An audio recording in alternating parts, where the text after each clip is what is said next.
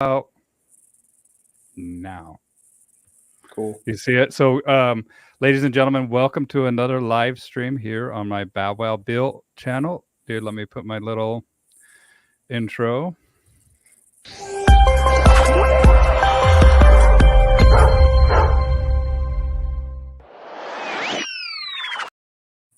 That's so fancy. Don't even know, man. My intro, I got another one coming too. So I got another dude that's going to make me one one day, someday. But welcome, Nate. Good to see you, buddy. You too, man. I'm just trying to share this thing that just came up now. Okay. And then Nate and I have done plenty of these. I think this is like the fourth one. I don't remember. Nate Czarnota, from formerly of Baltimore Dogworks. You are at Baltimore Dogworks still, but you are now living in. Are you still living in Baltimore? Yeah, sorry. I had to close out of that. So Okay. we were in Baltimore. We just moved to Spring Grove, Pennsylvania. So we're about an hour north of there now. And so we're still getting settled into our new house. I think we're zoomed in enough that you can't see, but I have like super awesome window treatments. Looks like I'm Here, at let my me do grandma's this. house. Well, there you Yeah, go. look at those. So we're just doing like one room at a time, kind of cleaning stuff up. Cool, man. We got people starting to roll in right now. If you do, you want to tell people about Baltimore Dogworks real quick? Give a quick intro, and then I'll share this on my personal page. And then anybody else who's watching this, go ahead and hit the share button as well, and then we'll start getting into it. Yeah, so I started Baltimore Dogworks in 2012. I'd worked for another company for a couple years and uh, volunteered at a local shelter for a while before that, doing just walking dogs and doing play groups and things. And so I started that company and kind of, I guess, relatively close to that time, I met Dave Cochran and Linda Kane. And started apprenticing with Linda, I think, for probably a year or two, something like that. And really learned a lot from her there. And then at some point during that time, I did Tony Anchetta's ISTA course also, and I've taken that a couple times. Which is KMODT for people that don't Yeah, realize it's yeah. the Keeler method of dog training, and a lot of people poo-poo that method. And what was your experience learning Keeler? And do you think that people have a fair and accurate portrayal of what the system's all about? Well, I think if you hopefully I don't get an angry email from Tony after this. I think if you talk to Tony, Tony would say that Bill Keeler wrote the book with the intent to turn people off who the book called wincers. So people who weren't going to be interested in using negative reinforcement the way that it was in the training, that they weren't going to be cool with it. He didn't even want them to bother reading the book, I think, is my recollection of kind of how it was done. So like a lot of the stuff was written sort of I don't know, I guess tongue in cheek.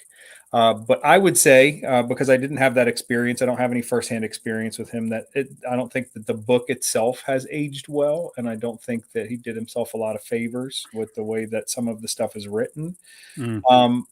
I if I'm looking at it with, thinking that the person had the best intentions, I would just say that he was trying to get people in a certain mindset, where they would show like a high enough level of commitment to the work that they would get the job done. I think that especially when you're talking about training with negative reinforcement, one of the problems people have is they don't commit. And so like if I'm putting pressure on a dog to try to get him to do something and I quit before the dog yields to that pressure, then I'm reinforcing that combativeness, right? That lack of cooperation. And so this is, I think, a big problem that you see when you see trainers that started in a more positive reinforcement based way of training, then trying to learn to use negative reinforcement more. Is I think that a lot of times they get to that place where they're trying to get the dog to do something and the dog's sort of saying no. and then that creates some stress there. And then if they're not willing to ride that out and sort of be passively persistent through that, then they end up sort of teaching the opposite of what they wanted to. So I think that can be a problem, and I think that he was trying to kind of just get people over that hump. What I would say though is that the way that he went about it was kind of made it sound like the relationship between the person and the dog was adversarial. When I read it, it feels that way, and so that's why I say I don't feel like he did himself a lot of favors in the book. What I can say about learning the method from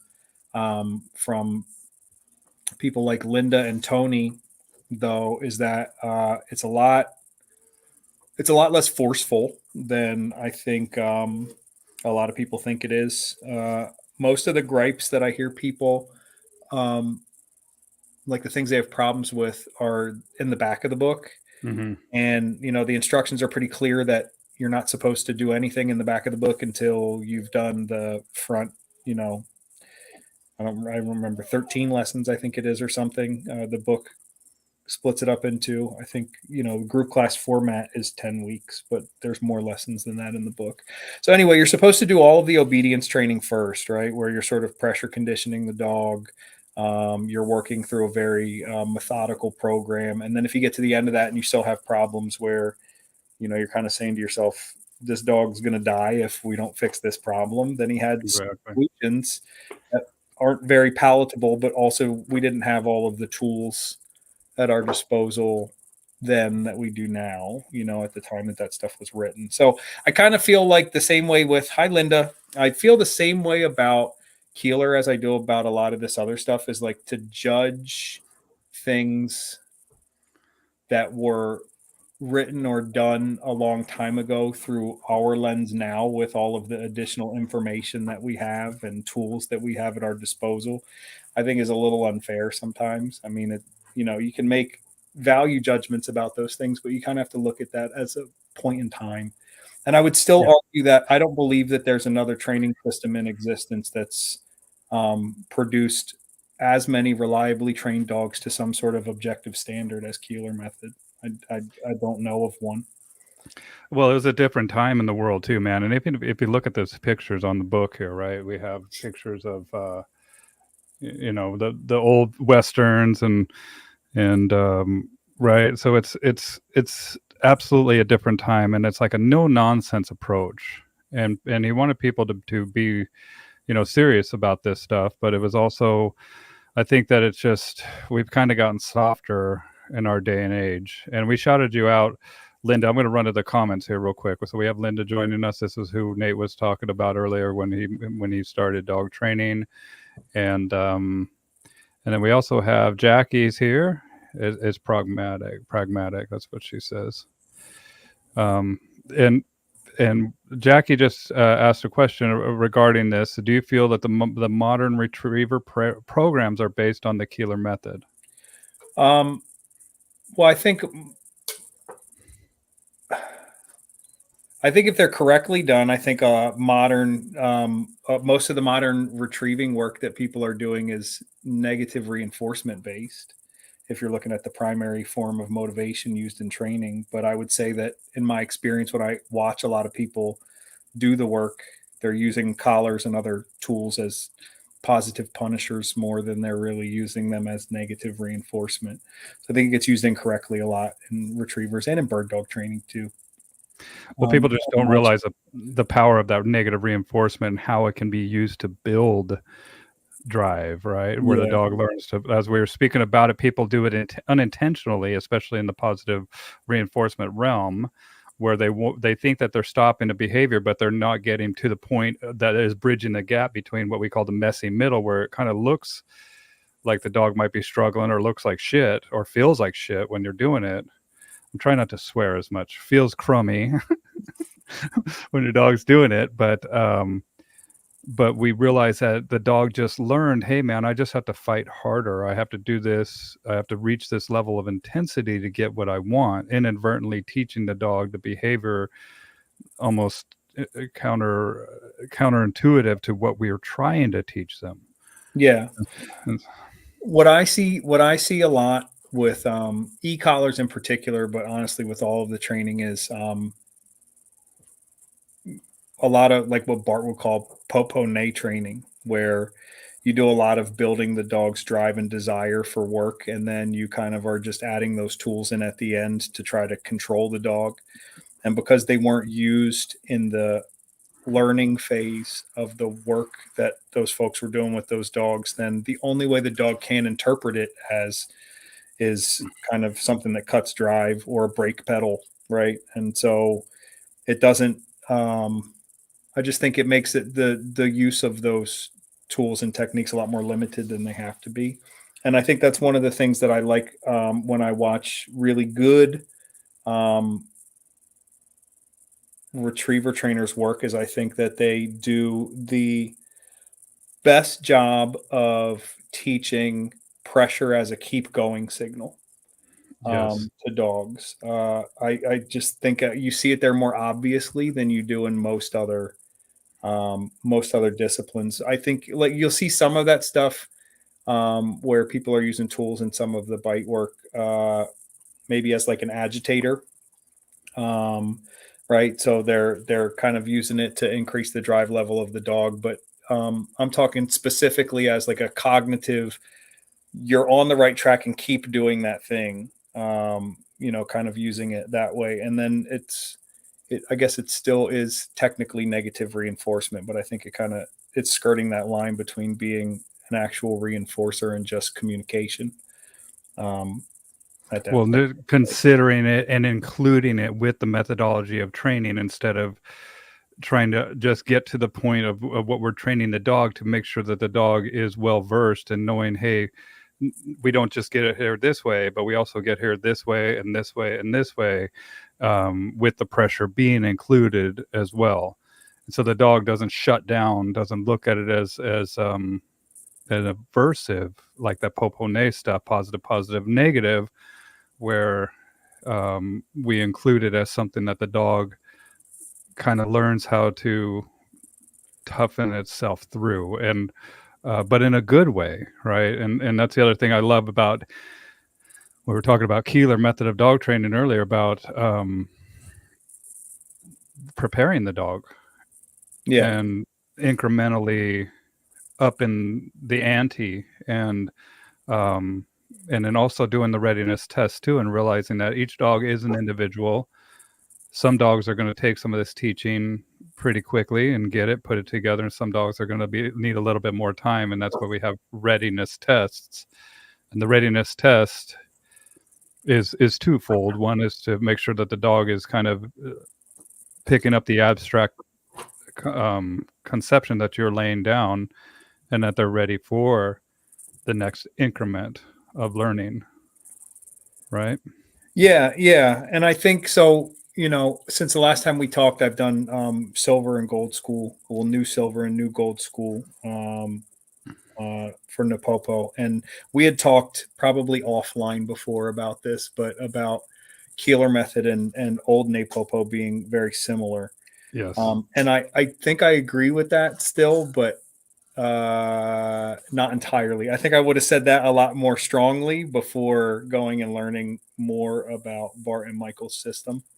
But I do think there's a lot of similarities, and a couple of them are like the idea of instituting pressure in the learning phase while things are going well, right? You're not waiting until the dog does something wrong to include that pressure. And like Keeler talks about this in his book, where like even if the dog is doing everything that they're supposed to do, so I'm placing them in a sit and they're starting to beat me into that position, that I'm still supposed to put my hands on the dog every single repetition, right? I'm supposed to follow through, and I'm not supposed to work, like just move forward into the next phase of training in that methodology just because the dog started preempting me. And that's because the dog's showing understanding, and so at that point we're past the point where that pressure cue that you're putting on them is really, I think, stressful in any way. They just look at it as a tactile cue to perform a certain behavior, and so we're just reiterating that at that point. And so when I see when I'm learning about the Napopo system and they're talking about that too, that was one big similarity that kind of stuck out to me. The chunking was another piece, right? So like they talk a lot about chunking in Napopo, breaking exercises down into their smallest component pieces, right? And then teaching those individually. And I think that this is where there's another similarity, but you see the difference where Napopo is a system and the Keeler method is a true method, right? So, like, we talk about chunking conceptually or in principle at Silver School. And then when you look at Keeler method, those chunks are explicitly told to you what they are, right? Like, on this day, you're working on this thing. And Right. typically, dogs can get through this part in a certain amount of time, but you don't move forward until you see the dog respond to this thing in this way, right? And so it's like clearly articulated to the end user. And Step by so, step instead yeah, of the concept, the overlaying concept, and then where in Napopo that you kind of make it yourself. Like you kind of once you've proven that you understand the behind the scenes of why this works. Is that what you're saying? yes. And then in a conversation with Linda, when we were talking about these things and sort of comparing these, she kind of, the way she said it, I really liked. She said, you know, Keeler is like the foundation, it's the base of the pyramid. And then Napopo might be the peak, right? And so it's like the same principles, same concepts and things. But when a person is new to working with dogs, you give them this sort of paint by numbers approach, Mm. this recipe based way of doing the work, because that's what they need, right? There's a lot of stuff that you need to learn when you're working with dogs that you learn by doing, that you can't learn theory. Like, we both know a lot of trainers that can say the right thing all the time, but as soon as you see them touch a leash, you're immediately not impressed. Yeah. um and so you know, I think that Coordination, yeah, so that there's part's really right, that part's really important, is the learning by doing piece, and then having clear instructions is helpful there. But then when you look at people like Bart and Michael, when you look at Pat Nolan, right, if you go to any of his seminars, what they all tell you is, we're trying to teach you principles, because if you understand principles, you can select your own methods. You're not tied to any individual technique, and then you can mix and match them however you need to fit your use case at that point in time. And then if you know how all those pieces fit together, then it doesn't matter if you taught this behavior with shaping and this behavior with luring and you molded that behavior, right? It doesn't matter at that point when you know how to put everything together. Um, but I just think that the way that she said that I really liked, because it I think it's correct, right? It's like when someone's starting out, they have to learn the nuts and bolts. And then when they understand those pieces, then we can start speaking conceptually about things. And then, you know, the way Bart says it is, you know, they want you to be the architect of your own training. And Pat says it differently, right? He would say, you know, I want you to understand principles so that you're not a slave to techniques, right? love So that that. you're right. You don't only do it one way. Well, Um, Go ahead. I said, well, we're pattern recognition machines essentially as human beings, right? And if you don't know how to get to point A to point B, or from point A to point B, then you're looking for that. And then once you start to do it, to do the techniques, and you start to recognize that pattern. And then you start to branch out and start to recognize, oh, people got there using this pattern, this pattern, this pattern. And I've often said that is that once you've understand the pattern, then you can take it a step further and tap into the actual principle. Right. Right. And so the principle is an overlying effect that all the patterns kind of fit into. But you have to understand the pattern and how to get there step by step before you can take it and really, really get out into the principle. Otherwise, you're kind of putting the cart before the horse. Yeah, and then I think one of the other things that I would have said was similar before, but I think there's enough difference that it's important to kind of comment on, is um, the structure of the work is the same in terms of applying a negative reinforcer and then removing it and then giving the dog some form of positive reinforcement, right? So that's the Yes. neigh and then the first and second po, right? Right. And so I think that's persistent in both of these ways of training. But what I will say is different is, when, in my experience, when I've worked with Keeler method, there are a number of dogs that don't find praise to be that high value of a reinforcer. And so that can be a lot of reasons. Like I've had people walk through the door and when they pet their dog looks like they hate being touched by that person. I mean, it's not that they're not affectionate. It's just the way that that person even pets the dog finds off-putting.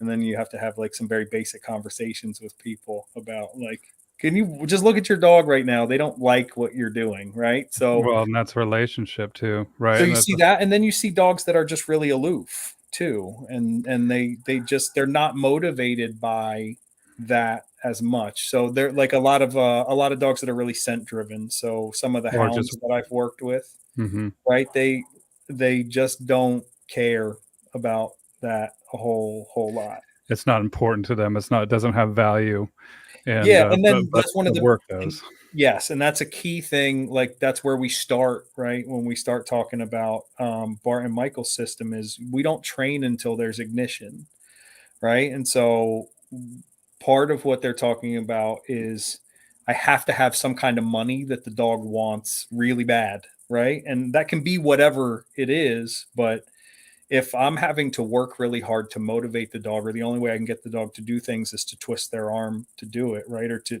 pressure them into behaviors, then I'm missing a really important component in that work. Well, And so that started becoming really apparent to me when I was working with these dogs doing, stuff in the field with them, because that was when I really started having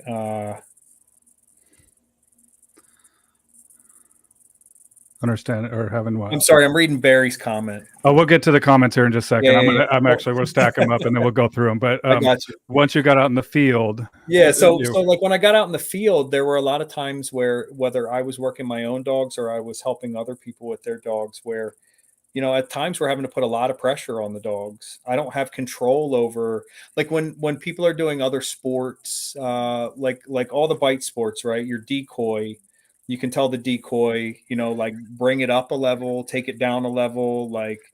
uh, that person has a really critical role in sort of teaching the dog and being an active participant in the training session. Well, me and that bird that I'm using and the setups that we're doing, they're not interested in anything that I would like to have happen at that time, right? And so I don't have that, and because of that, because I don't have as much control of my setups, I have to use negative reinforcement a lot more, right? So there's a lot more pressure involved.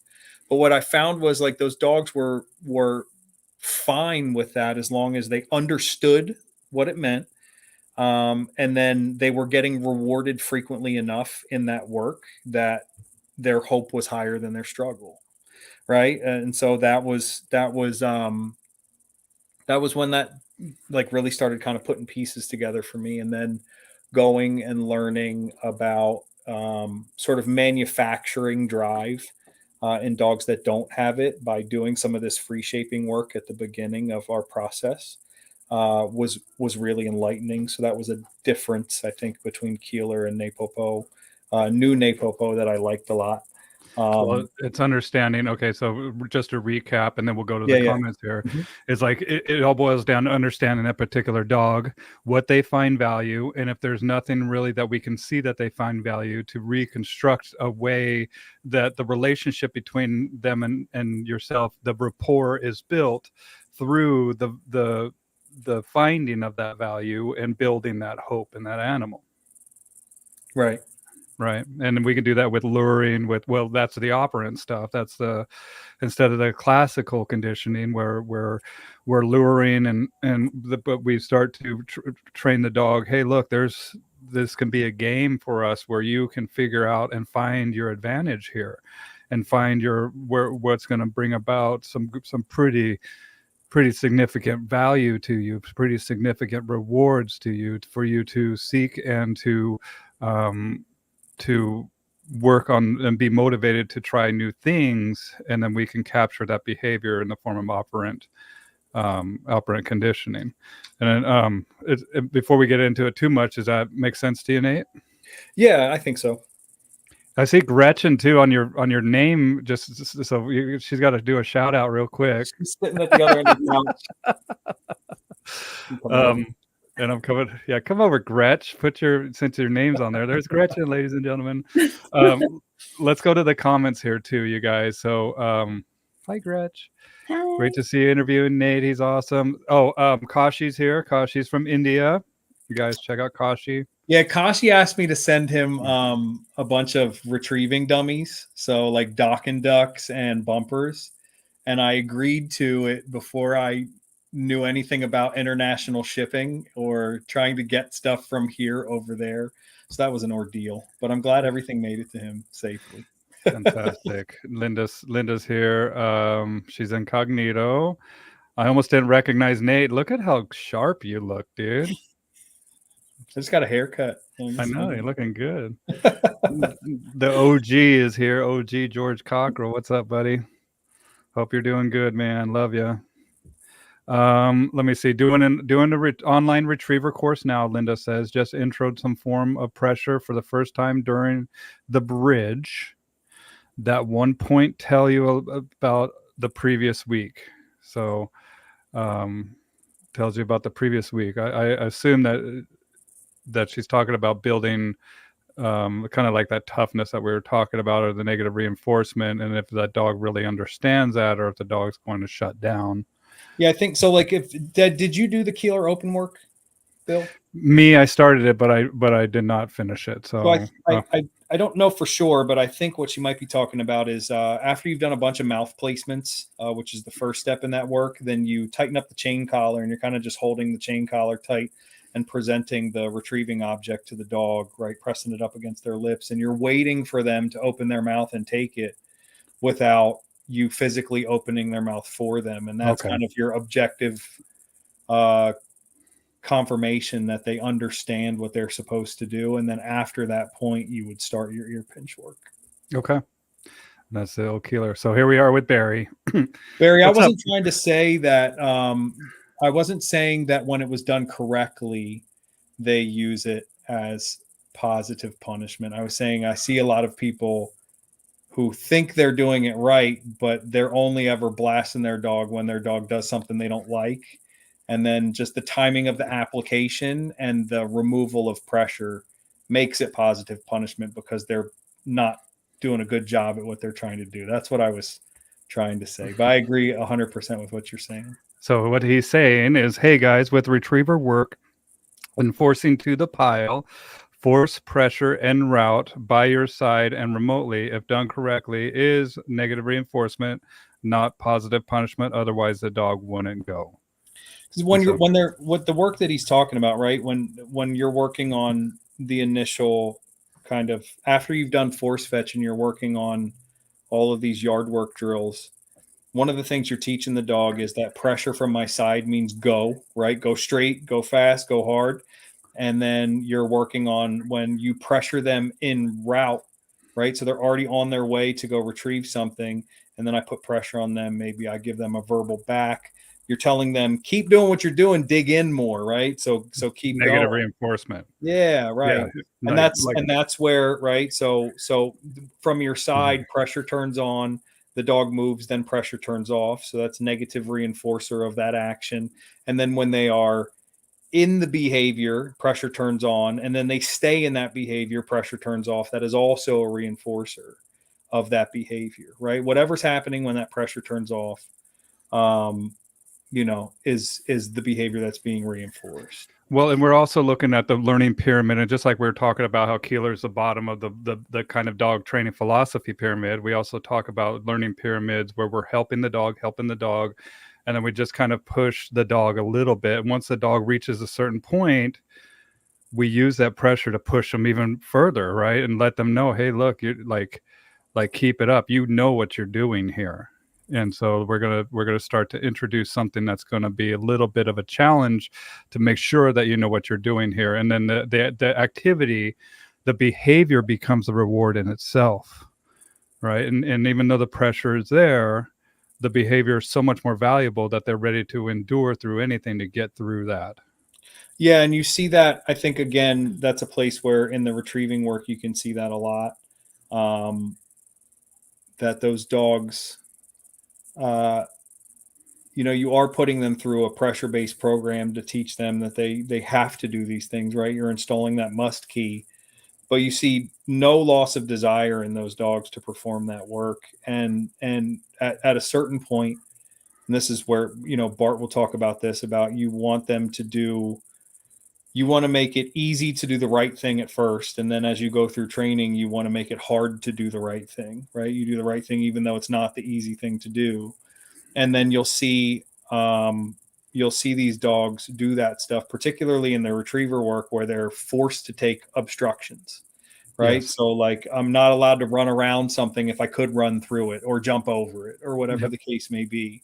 Right. And so you'll start seeing that switch flip in that dog's mind, where sometimes they may go, like what I've seen with my own dogs, and I don't do like the retriever stuff like that Barry does, but I've seen where with my dogs, if I work them on that concept of like, you have to take the obstruction instead of going around it, they sort of overcorrect at a certain point, because I've seen my dogs go off of a line that they're on to take an obstruction because they're like, I'm supposed to do it the harder way.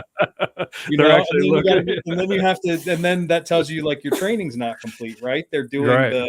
they're doing what they think is the correct thing, but what I thought I was teaching them was go straight, and what I taught them was do it the hard way.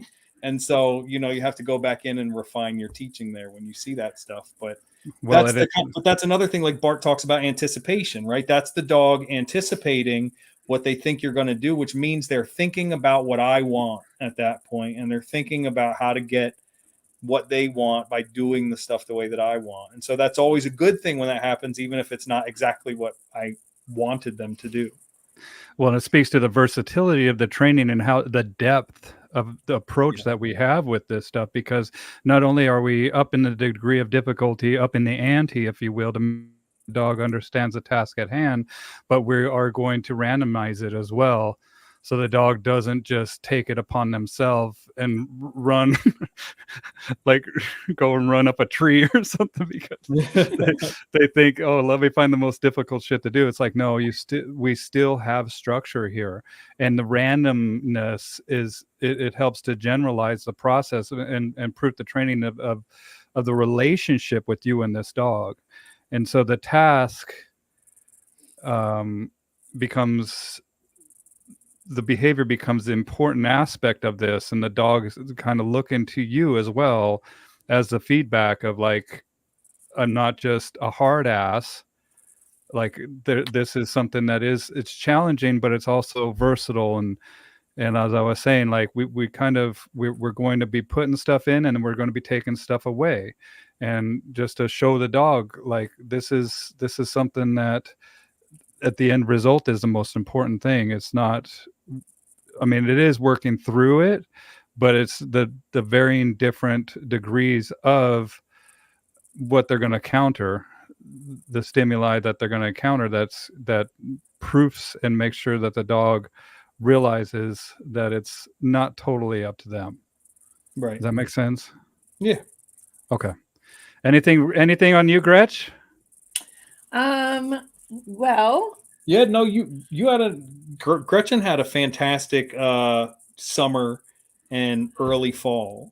So Gretchen had, you should talk about your litter of puppies and how they all did in their testing. Yeah. So Ebby's first litter of puppies is now, they're about 16 months old now. And so the way our German testing system works, that litter needed to do their puppy test in April, and then in September. Yeah, September. What does a puppy test consist of? It's similar to NAVDA's natural ability test. It's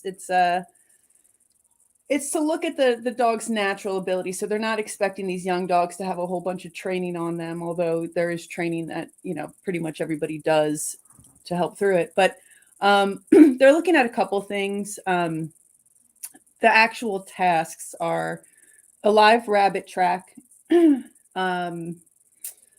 field search, and pointing.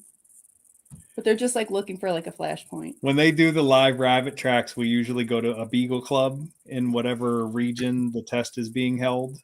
And it's funny because like the Beagle folks have their own like lingo when stuff happens. So when you're walking around, if you have any of the Beagle Club members with you, you're beating these bushes to try to get rabbits to run out of them. And then you kind of mark the spot that the rabbit flushed from, and they bring a dog up to have them track, right, that where the rabbit ran. But when they run, like all of us, we'll just say rabbit, right? And then we point at the spot. But these Beagle people, they're like, tally ho! It's the funniest shit. Hello. Yeah. It's cool. I gotta Cool, talk like, to. dog culture stuff is cool. So they have to do a live rabbit track, and you know, they want to see the dog's desire to work, their use of nose, cooperation, what else is on there? Motivation. That's like mostly it. Yeah. Yeah. So so we had 5 dogs test. Mm-hmm. 5 tests. They all passed, and a couple of them did quite well. And what kind of dogs were these? These are Klein Munsterlanders. Okay. So they're small Munsterlanders. They're a German versatile breed. A lot of folks are more familiar with a Deutsch Drahthaar, and which is a German wire hair pointer, but they test in the same German system that we do. So we do the same tests that they do, and yeah. So they're so pretty. Trying to see if any of our dogs. Any of your dogs? Yeah, so Gretchen had 3 first-time handlers, like first-time owners of this type of breed of dog, that tested, that passed. Good. She ran 2 dogs in the test. So she ran. No, you ran Tanzer in the spring test too. So she ran 2 dogs. The puppy she kept, Archer, from that litter, and then there's a lady named Mary who we sold a dog to in Pennsylvania, and we sold her the dog, and then we went up to visit to do like a training day for a bunch of the puppy buyers at a Beagle Club up there. And we saw him, and he was just an absolute specimen. I mean, like he was jacked, full of drive, running around like a lunatic. I mean, just a monster dog. Little tail going crazy. Yeah, but then like super sweet too. Like just the he was just great all around. So then we decided to kidnapped test him. Yeah, so we took him to Illinois and ran him in the first test. And he did incredibly well. He did very. Him and Archer did really, really well. Two like the highest scores of the weekend and stuff. So they did great. And then what happens is we have the next level test in the fall, and our club requires certain performance scores within these tests. Like some of us test NAVDA too, but that doesn't count for our German system. So in order to be eligible to be bred, you have to meet certain requirements, and they're fairly stringent, which is one of the reasons why we love this breed and this system. It can be frustrating at times because, you know, no system is perfect, testing system is perfect, but it does help eliminate, you know, the chances of getting a dog that's frankly not bred to do what it's supposed to do. So this fall, we had another one of those performance tests that we have to do this fall. So I couldn't like postpone till the dogs were a little bit older, a little bit more mature. That's not an option. So we had 4 dogs from the litter test. They all passed.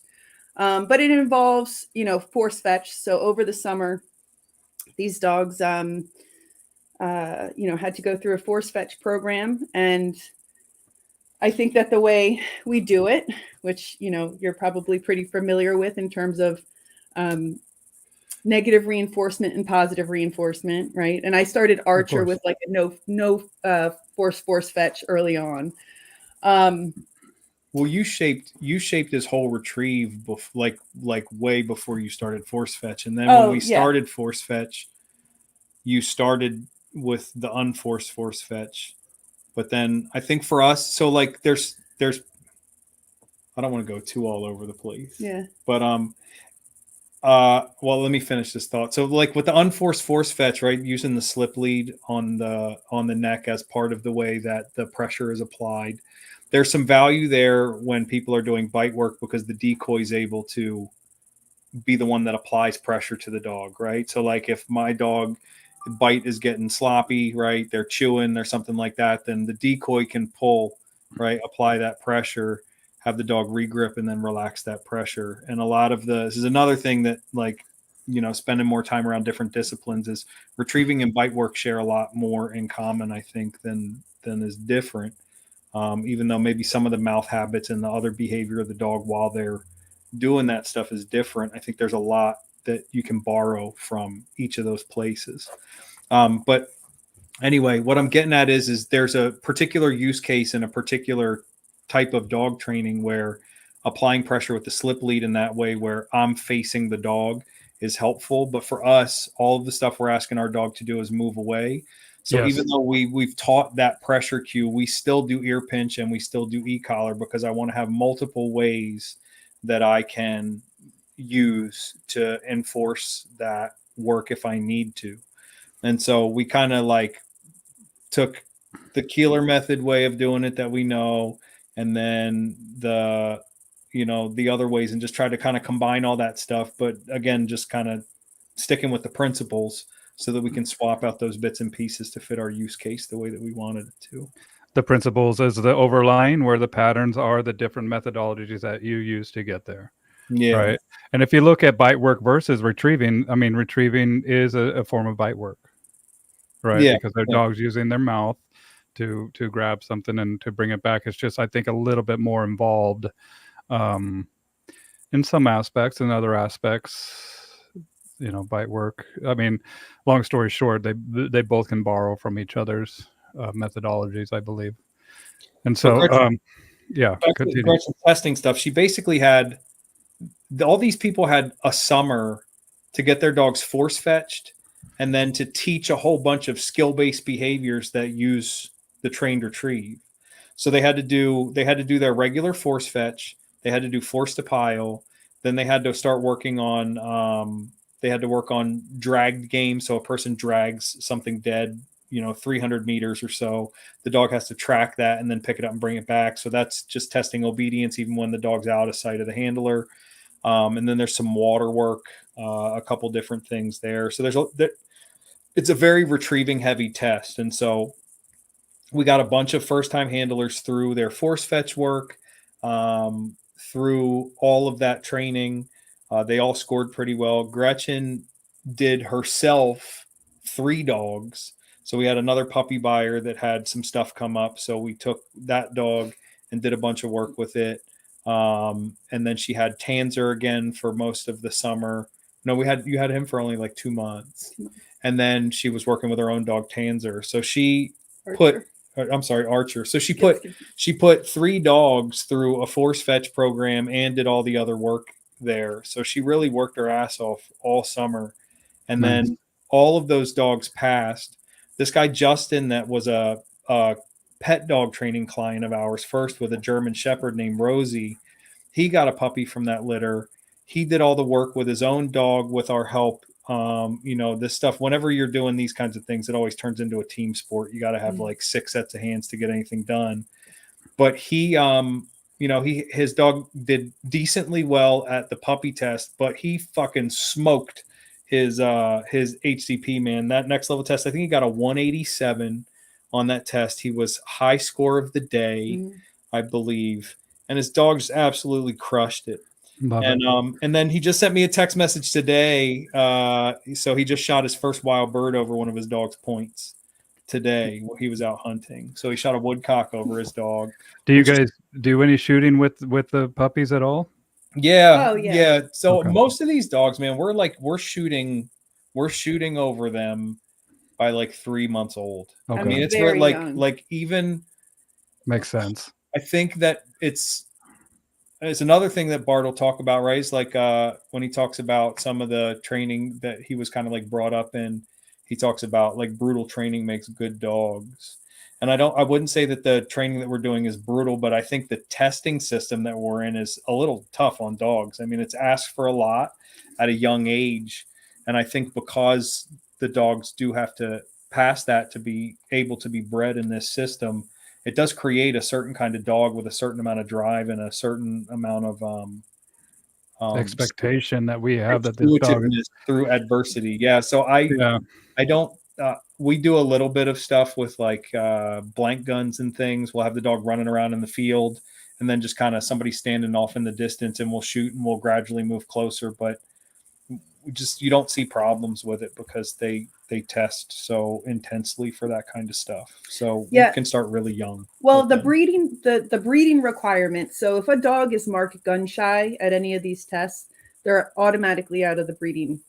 Yep, they're done. They're done, right? And so it's, you know, it's not a perfect system. There could be reasons that a dog behaves it could be a learned behavior that they act a certain way, but in general, they're looking at the dog's nerves. Every test, they're looking at the dog's temperament. They're checking teeth and stuff. If the dog is sharp on humans, they're out of and marked sharp, they're out of the breeding program. Which makes sense too. Well, and let's talk about these terms real quick. So sharp means aggressive or kind of reactive towards people or other dogs, right? And that's what sharp means. What does pile mean? Like when you're sending the dog to the pile, or it's a pile of bumpers, like you throw a bunch of stuff out there for the dog to pick up. Okay. Any other terminology that we used? Well, Jackie's asking about the unforced force fetch. I think. Okay, let's get back to the comments here. I'm gonna. This Jim was talking about stop petting me, and we were going through the petting and the relationship, and that the behavior is much stronger. That's why they train with feathers, right? And that's all about understanding that dog and what's valuable to them that we were speaking about earlier. Linda says, "Hey, Gretch." Handsome lad. Pete is talking about me. I know. No, just kidding. Look at this guy, this fine specimen of a man. Gretchen. So you did good, Gretch. You did good. When the dog feels pressure en route to a pile, is he running further to avoid the pressure? What prevents the dog from stopping midway and aborting the movement towards the pile? Asking from a dog's perspective. I will answer it, and then I'll let you answer it. I think the level of correction is the indicator of that, from being a motivator versus being an aversive, right? And so and timing might have something to do with this as well. But what do you say there, Nate? So this is where, again, I think that any great trainer, and these people that we're learning from that are great dog trainers, but also good, like really good people teachers too, have already thought of the best ways to say this. The reason why it doesn't happen the way Kashi's saying is because, as Bart would say, hope is higher than struggle. That's right. So the dog, we've built the desire to retrieve in those dogs, and we're not using a level of pressure that's enough to cut their drive in that exercise. Pat Nolan would say, I will never push a dog further than I've seen them be pulled. So in his training, he calls it push pull training and drive. And when he is talking about that, he's talking about pull being the reward, right? The thing the dog wants is pulling them to do the behavior. It's like a magnet, right? It's drawing them to it. And then the push is the pressure that he's using, the negative reinforcement. And so what he's saying is I'm not gonna put a bunch of pressure on a dog to do something that I've never seen him do because they wanted to do it, like just sort of their own volition or for a reward. At least that was my interpretation when I heard him say it. I love that. So yeah, I just think both of them, you know, they're saying the same thing, just different ways, but that's really what it is. And I think that you do see, Kashi, though, what you're talking about, you see those things, and you see it often enough that they've named them, right? So they talk about popping and bugging in retriever training, right? So I didn't know there was going to be a quiz. So I think popping, popping is when the dog's going and they turn around too soon, right? So they kind of quit running and they turn around because they're looking for direction from the handler, right? Okay. So they quit running. Too reliant on the handler. Yeah. And then bugging is when you tell the dog to stop. I believe Linda or Barry can correct me. Pipe in, you guys, in the Yeah, comments. bugging is when you stop the dog and they're trying to preemptively go, right? They're trying to move before you send They're them. bugging out. Yeah. And We call so it leaking in bite work or whatever, where the dogs are, doing where we have to have a dog that's cool, calm, collected.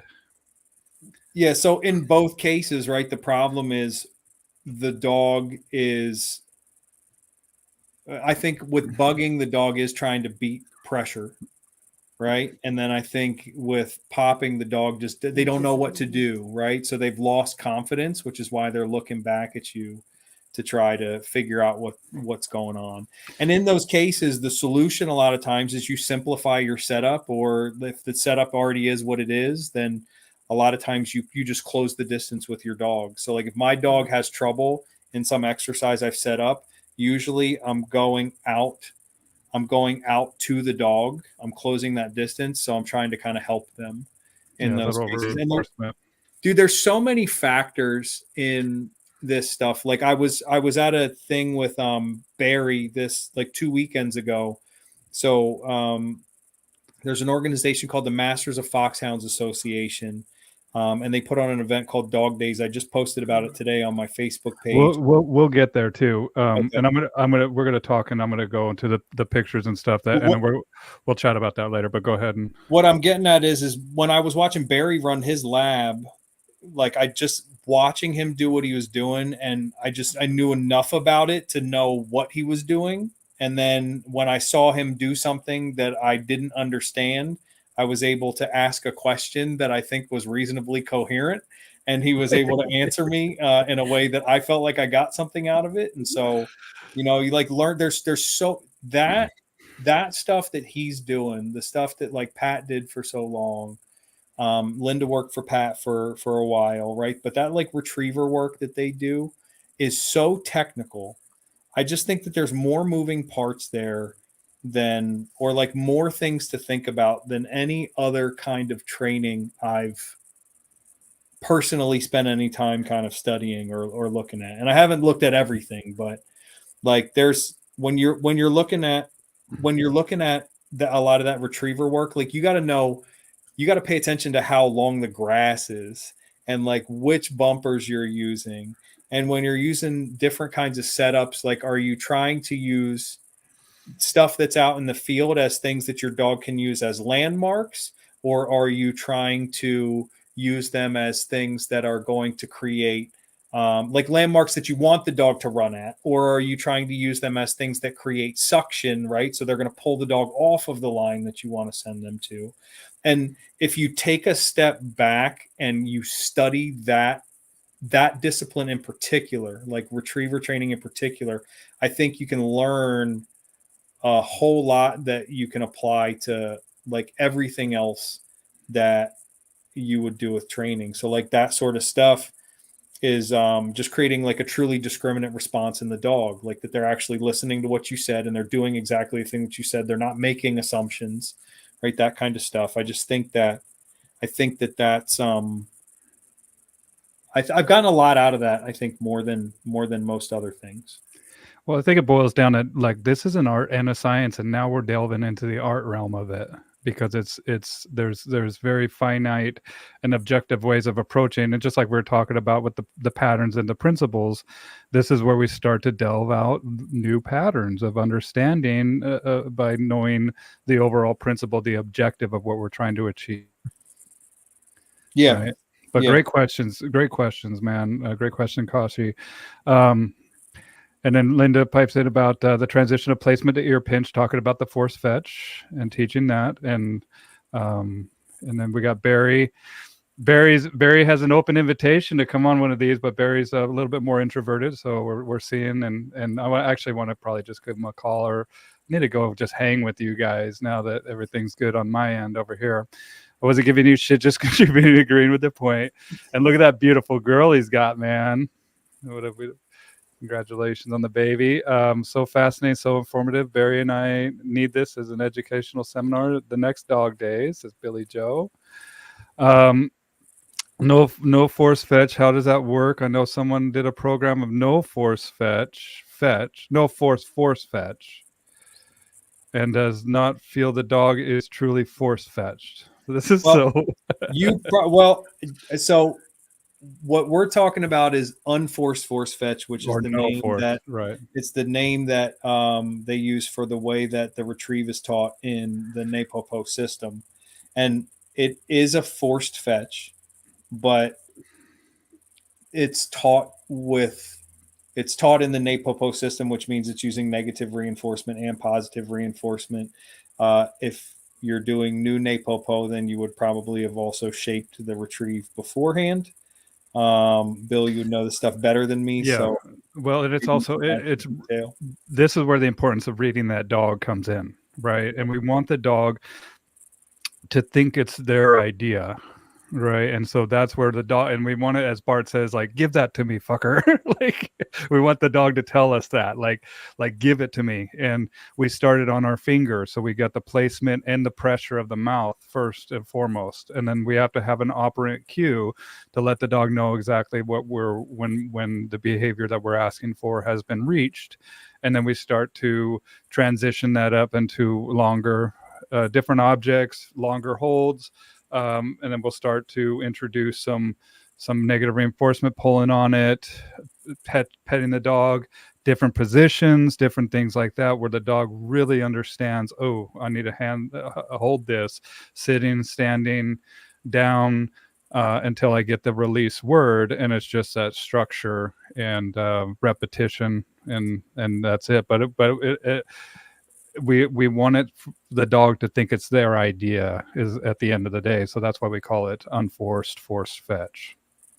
I think that if that was the way that the dog she's talking about was taught the retrieve, I could see where you could still have some problems when you start getting into the retriever side of work, right? So when you're doing all of the stuff that you do after you complete the core force fetch. So when you're talking about force to pile, and then you're working on your directionals and all of that sort of stuff. There's a certain point in that work where I think the dog says, I expected for pressure to have turned off by now, or I didn't expect to receive pressure at this point in time, and that there's stuff that has to be worked through there. And I could see how that could happen. Well, honestly, in any retrieving program, if people aren't sure how to handle that stuff when it Yeah. comes. Well, and it's that individual dog too, and we just have to start to evaluate that hope with that animal too, and make sure that that hope is still very high.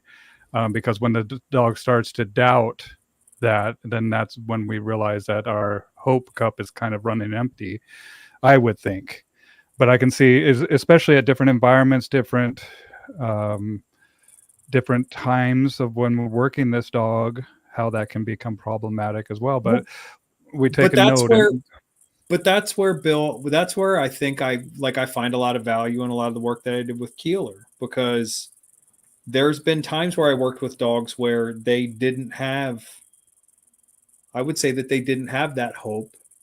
And my job was to still push them, because the only way they could have that hope is to get to the other side and see that there was the outcome there, right? That there was something good that happened on the other side of this. And because dogs can't know things until they experience them, then I think that there's a lot of value there, in times where I don't even know how to say this.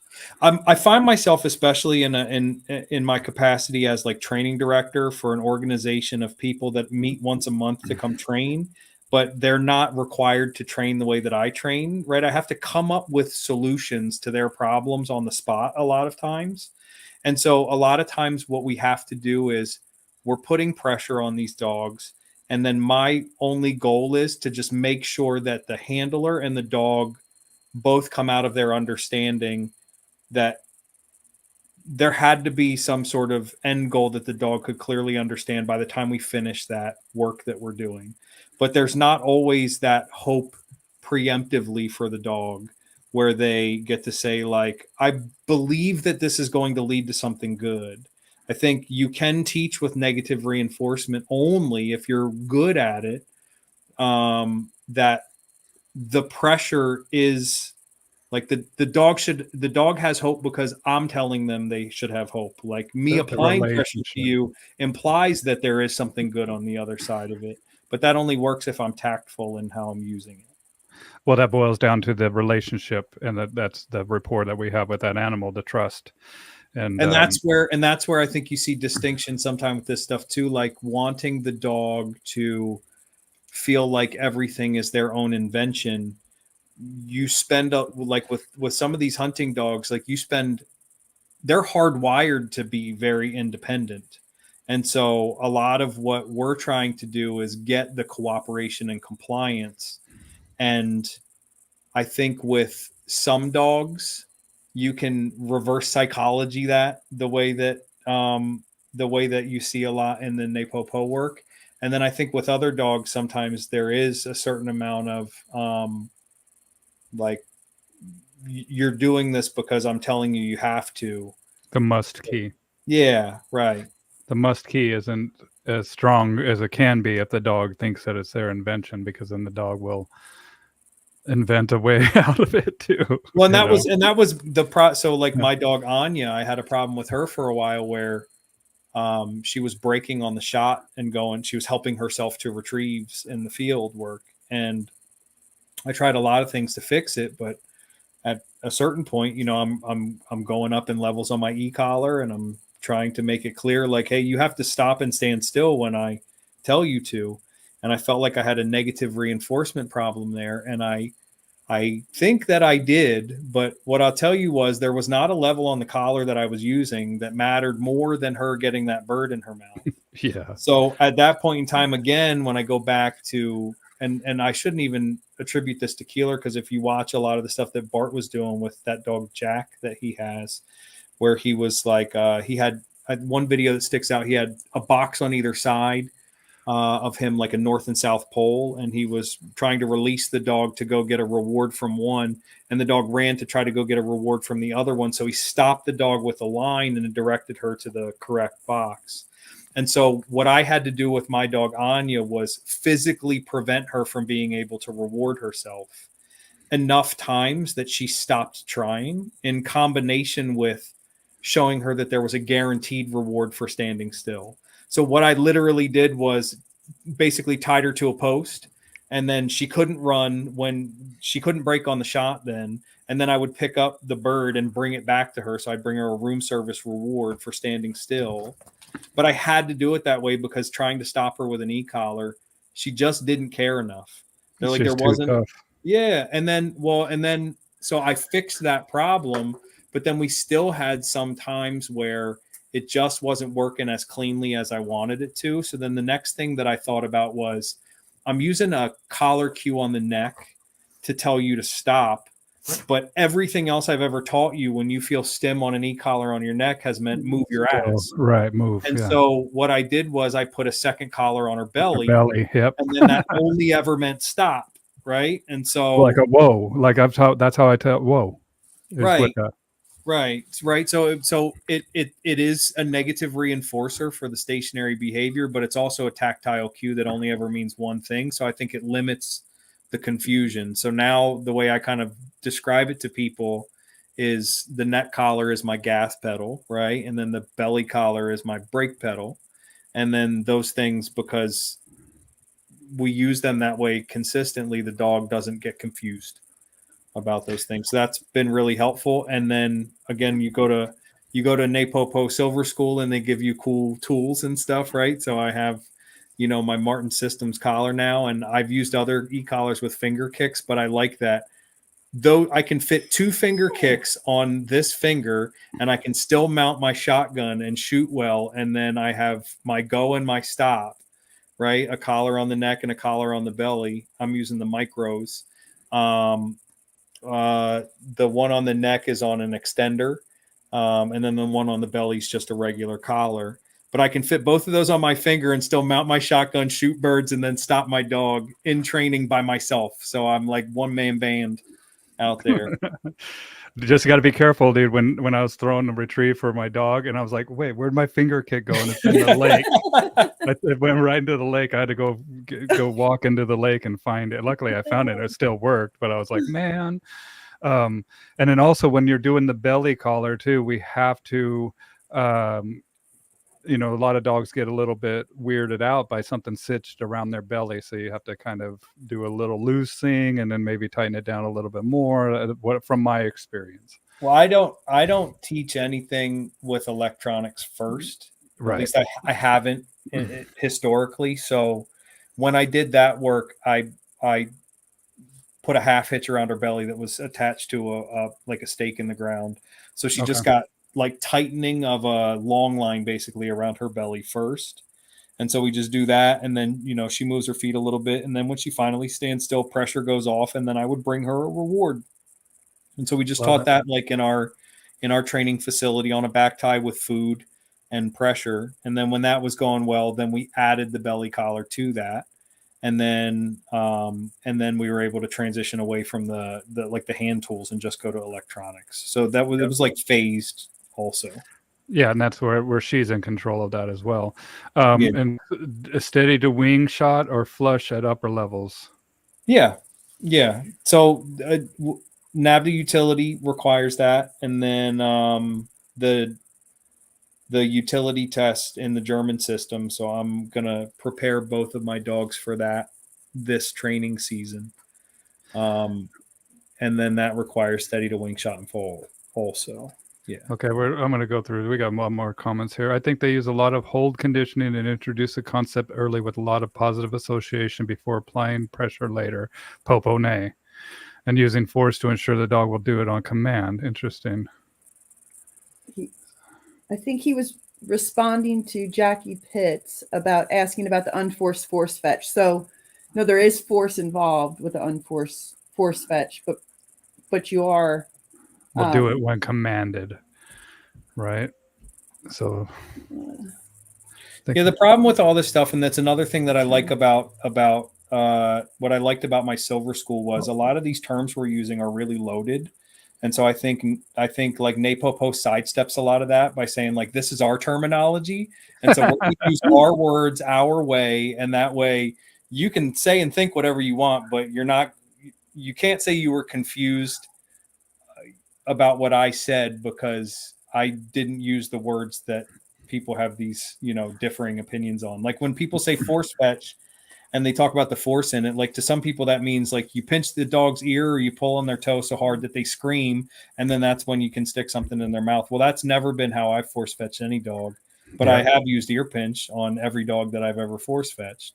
But it hasn't required them to yodel and before I can like stick something in their mouth. Well, and I've heard people say they don't force fetch their dog, but then in the same, comment, they're saying how they layer e-collar over their fetch. Right. And so, there's terminology some dissonance there. Yeah, well, terminology and definitions are very important, right? They don't what I call wobbly terms, right? And that's what I do. I mean, just like you're saying, we're using our terms, but I think it's important that they do that and say, hey, look, this is how we define it. And so now there's clarification. This is what exactly this means. And so when you get out to the world, we have wobbly terms, right? Just like positive and negative. People think that it's good and bad. And I'm like, no, it has nothing to do with good and bad.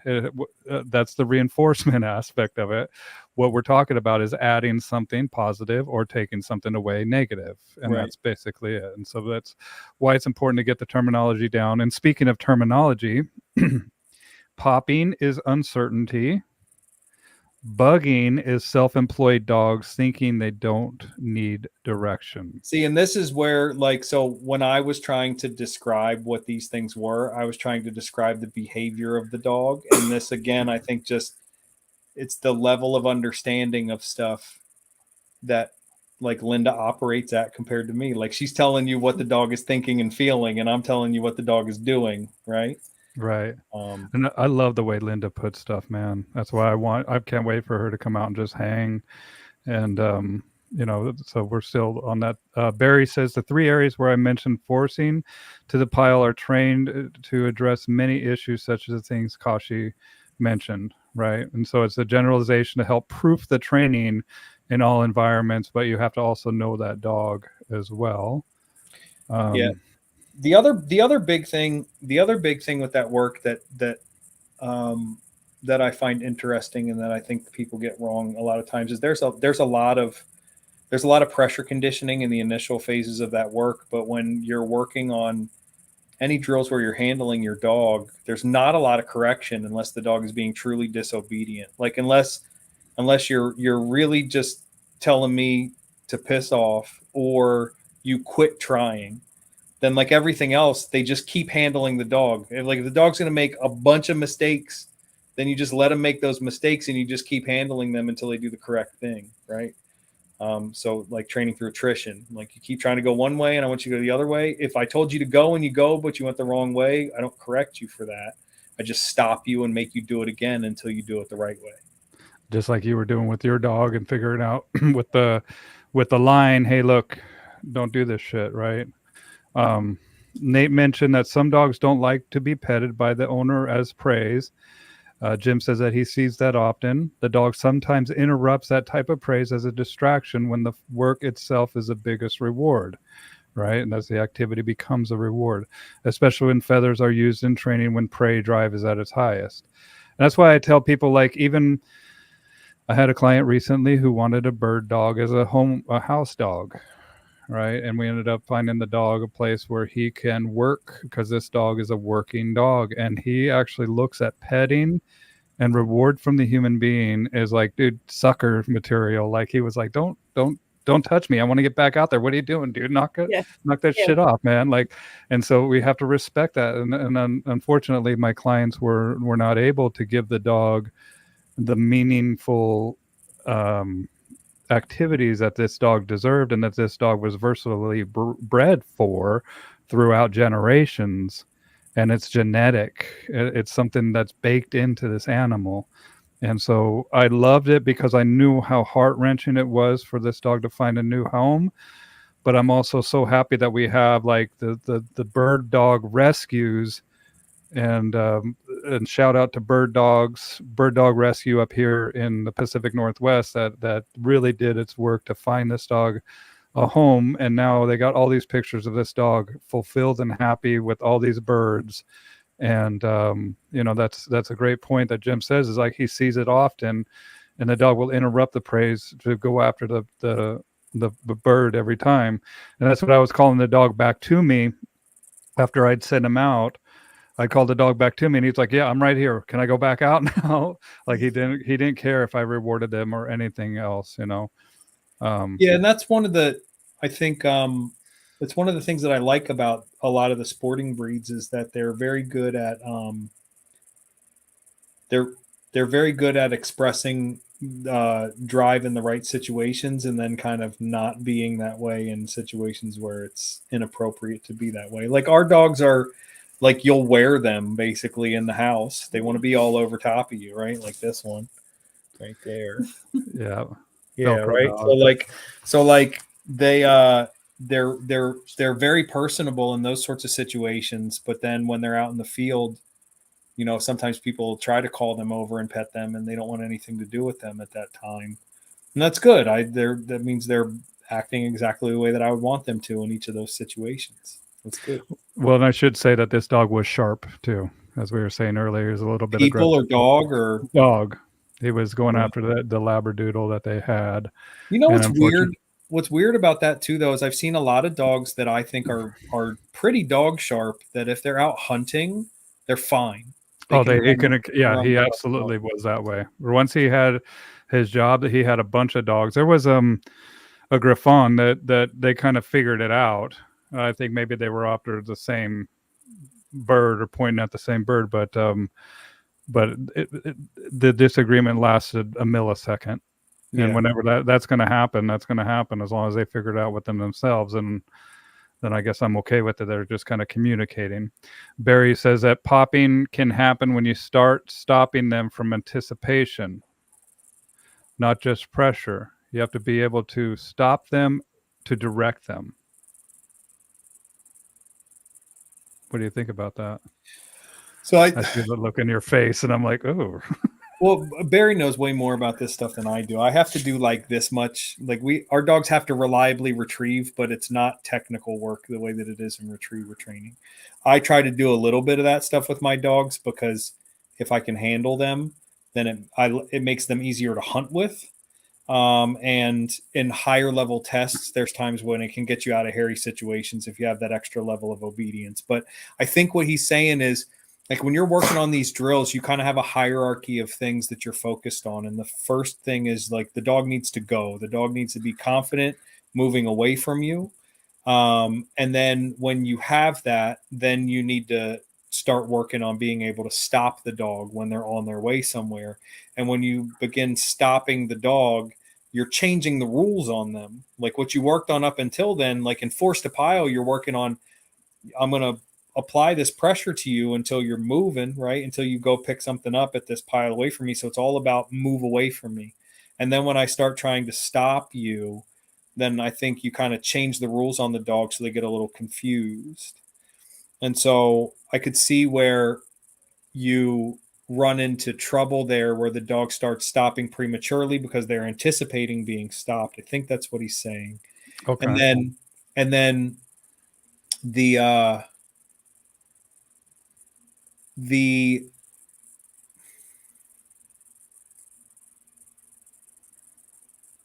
solution to that, a lot of times, just like it is for me in any other place where I'm seeing that sort of anticipation, is that means maybe I need to put reinforcement on another behavior more.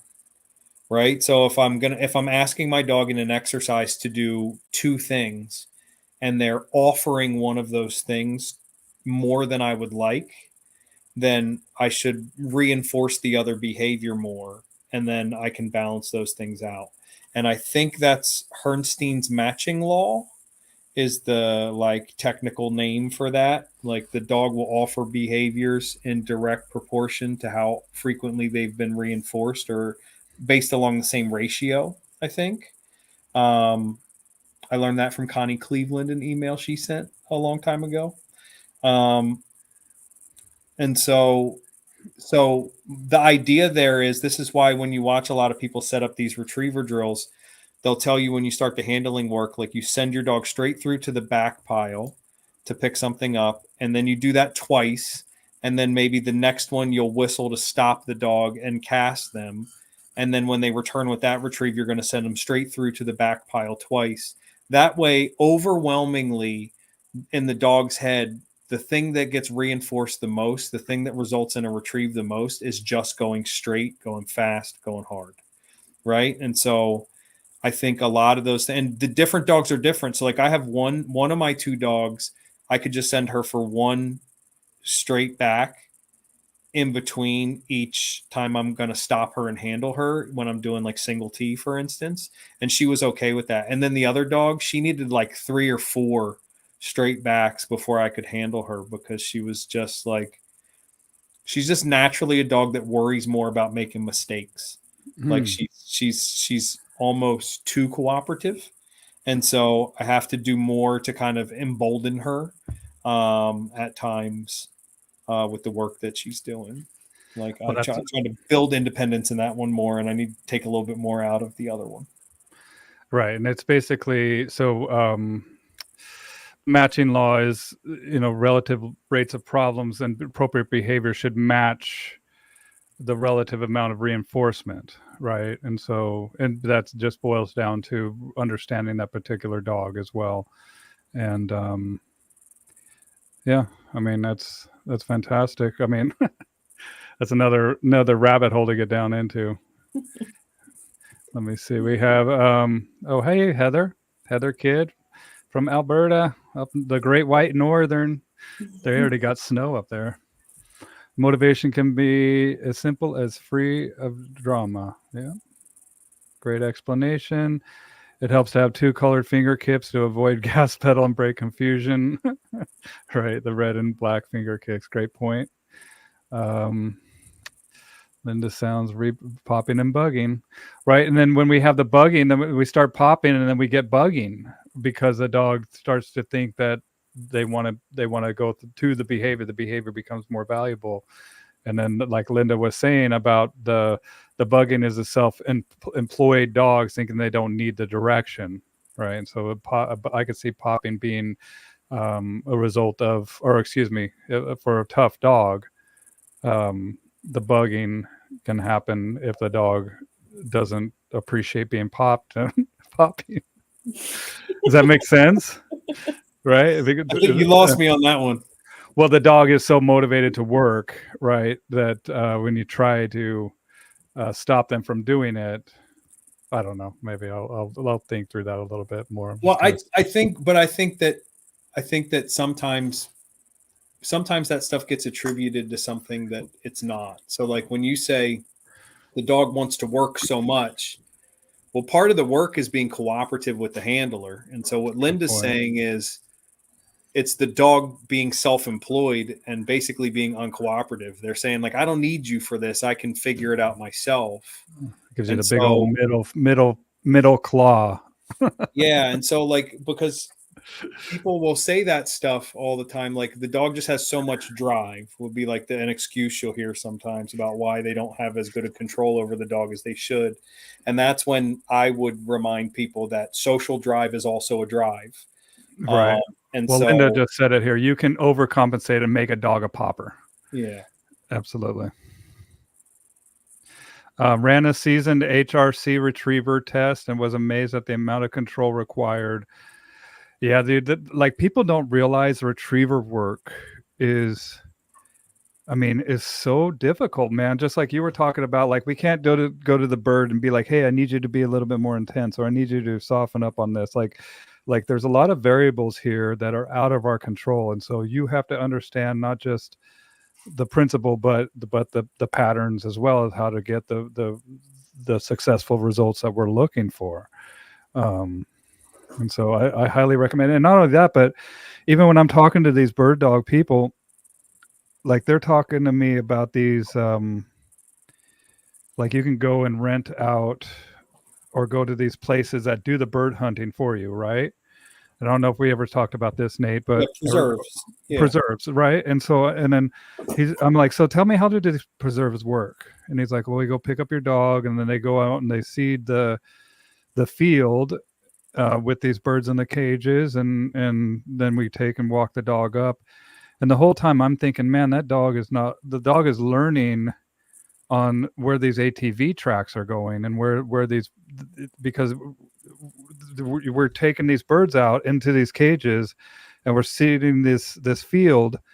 I'm like, dude, that's not a real hunt to me, because it's not natural. The dog is kind of getting these little cues from human beings in the form of ground disturbances from the ATVs. The birds are also dropping feathers the whole time, maybe, if they're going out there, or the dog can sure as hell smell that.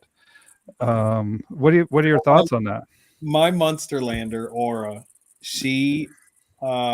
we were in Montana and North Dakota for the first 2 weeks of September, second and third weeks of September, but we were out there hunting. And so when you're hunting wild birds, your dog is just running around and the bird scent is wherever it is, and they encounter it. And then I get really nice solid points, shot a shitload of birds over all of our dogs on that trip. All nice, staunch pointing. We got really good dog work on that trip.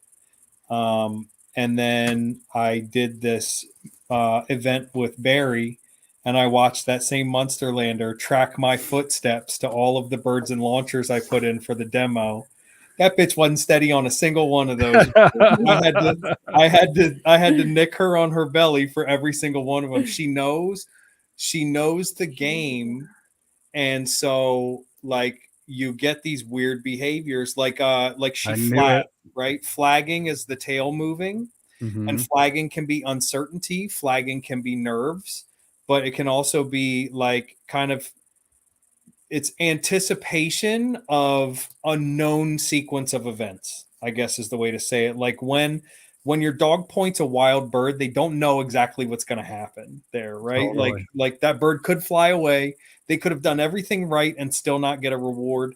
But in training, they've done enough setups that they have a pretty finite kind of set of outcomes that they're fully aware of at that point. And I just think that, like, I will never run her at the invitational level because I know people that did run dogs that flagged on point and then they didn't get their VC because they didn't get a high enough pointing score. Like, she's going to flag on pen raised birds that were walked out and planted by ATV or on point. She's just too smart for it. My other dog Aw, will look point at you guys. everything staunchly, kind of no matter what. So yeah, 100%. I think that it's not ideal. And I think that people can really do a lot of, if people are going to hunt their dogs on wild birds also, I think they can, they can mess themselves up by doing too much preserve stuff because it's too many bird contacts in too short of a period of time and in too small of an area. So, Yeah. like if you were going to go do that stuff with a dog that you were also going to hunt wild birds with, you got to put like one bird out for every, I would say, like 30 minutes to an hour that you're hunting at. That's at best. I wouldn't put like a lot more out than that because I just think that I think a lot of dogs, they get used to a certain rate of reinforcement, right? And then like when the interval between reinforcements gets longer too quickly for them, it can be demotivating and then they kind of quit hunting. And so if you are setting yourself up where you have this uh, reward schedule where the dog is getting, the dog is encountering a bird like one right after the other in pretty close succession, I think you're kind of like spoiling them and they don't have to work very hard for their next contact. I knew it. I knew it. I was talking to David. I'll probably murder his last name. Antibimbi. He's the owner of Scent Logics, and where they recreate scents from all the way from cadaver to fentanyl and xylazine and different explosives and stuff. And we were talking about this, and basically, I was like, dude, how can we avoid this? And like maybe if we can like drone a bird in and drop them, or drone the scent in, because that's where I was talking to him about, like, I don't want to make this too easy for these dogs if we're out setting up a scenario where the dog has to find this. Like, the dog is going to indicate on the track or the dog before and kind of lead its way to the scent. I want the dog to find this naturally. And Barry's piping in right now. I want to see what he says here. The national championship is on Oregon right now. Everyone here should check it out. Pinnacle Retriever Field Dogs. Oh, it's so cool, man, to watch those guys. I qualified for the next event in the last 12 months. It is for pros and amateurs. P.S. Nate mentioned Connie. She qualified her dog last weekend for the Amateur Nationals in Maine next June. 4th generation of Pat's breeding. Does she get to be an amateur because she's not taking money to train a retriever? Because Connie Cleveland's like a very well-known professional dog trainer. It's Pat's wife. Oh, cool. But he said amateur nationals. That's why I was just curious. And shout out to Pat Nolan, dude. Like, I want to get him. I would love. Thanks, He says yes. I would love for Pat to join me. Pat, you're always welcome. You're always welcome. I can't wait to meet you someday in person. I've seen him with his dogs, and I have been thoroughly impressed by him. And I look forward to someday meeting him. Dude, his seminars, like, I catch them when I'm lucky. Like, I'll happen to see somebody at a retriever club that posted, like, they're all of their club members signed up and they have a couple spots left, so they like open it up and it happens to show up that way.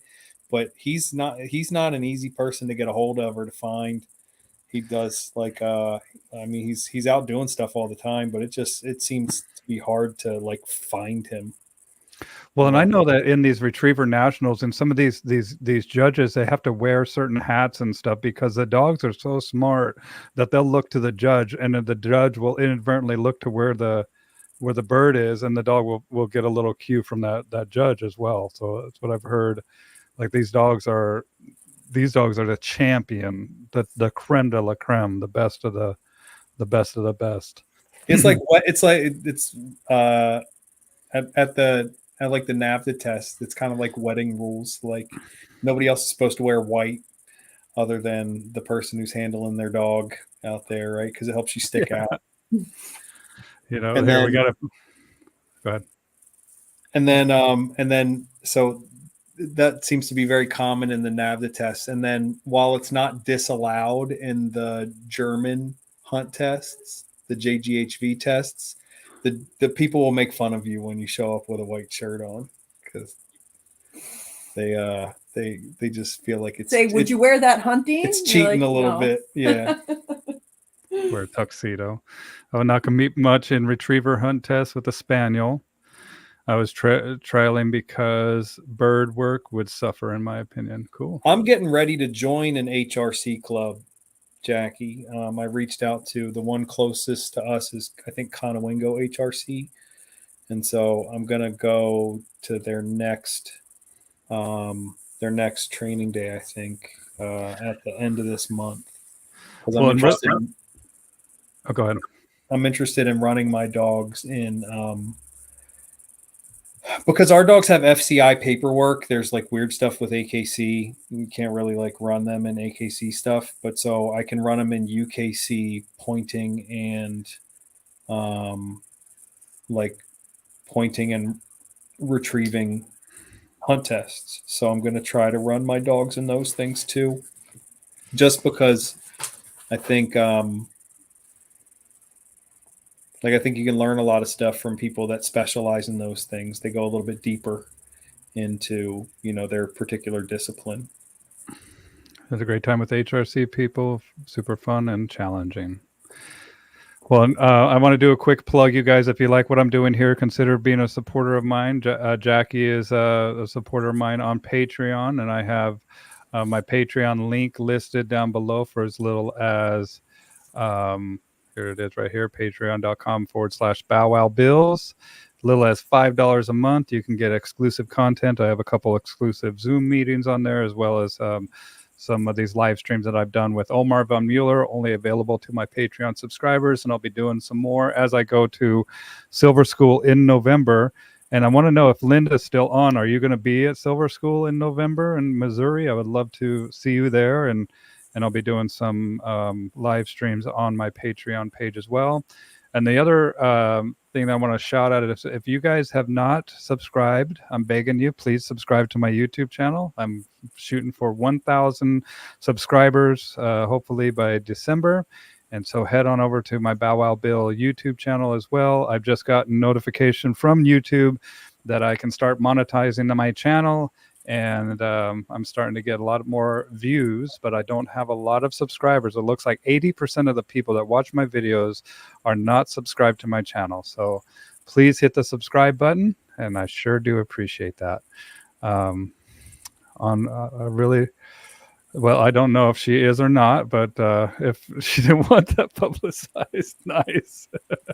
If you are, then you are. If not, then no worries. I don't know if you are or not, but I hope to meet you sometime. If you are, so You haven't met Linda in person? Oh, I never have. I didn't No, I realize know. Yeah. Come train Nate. You can find him Monday, Wednesday, and Friday. that. And Gretchen, he says. And so if I see you, Linda, then I see you. If not, then I won't. The handler and gunners in the field wear white in field trials. We are 250 plus yards out frequently when throwing or shooting birds. If we wore camo, the dogs and handlers would struggle to see where the marks are being thrown from. Yeah, that's a different game, right? So like in any hunting situation, if you're sailing birds that far, I think you need to learn how to shoot better, probably. You know, but that's why, like, I think you see that in a lot of the dog sports. Like, I think the field trials really take stuff to a whole different level. It's like they took the hunt test and then like just made it.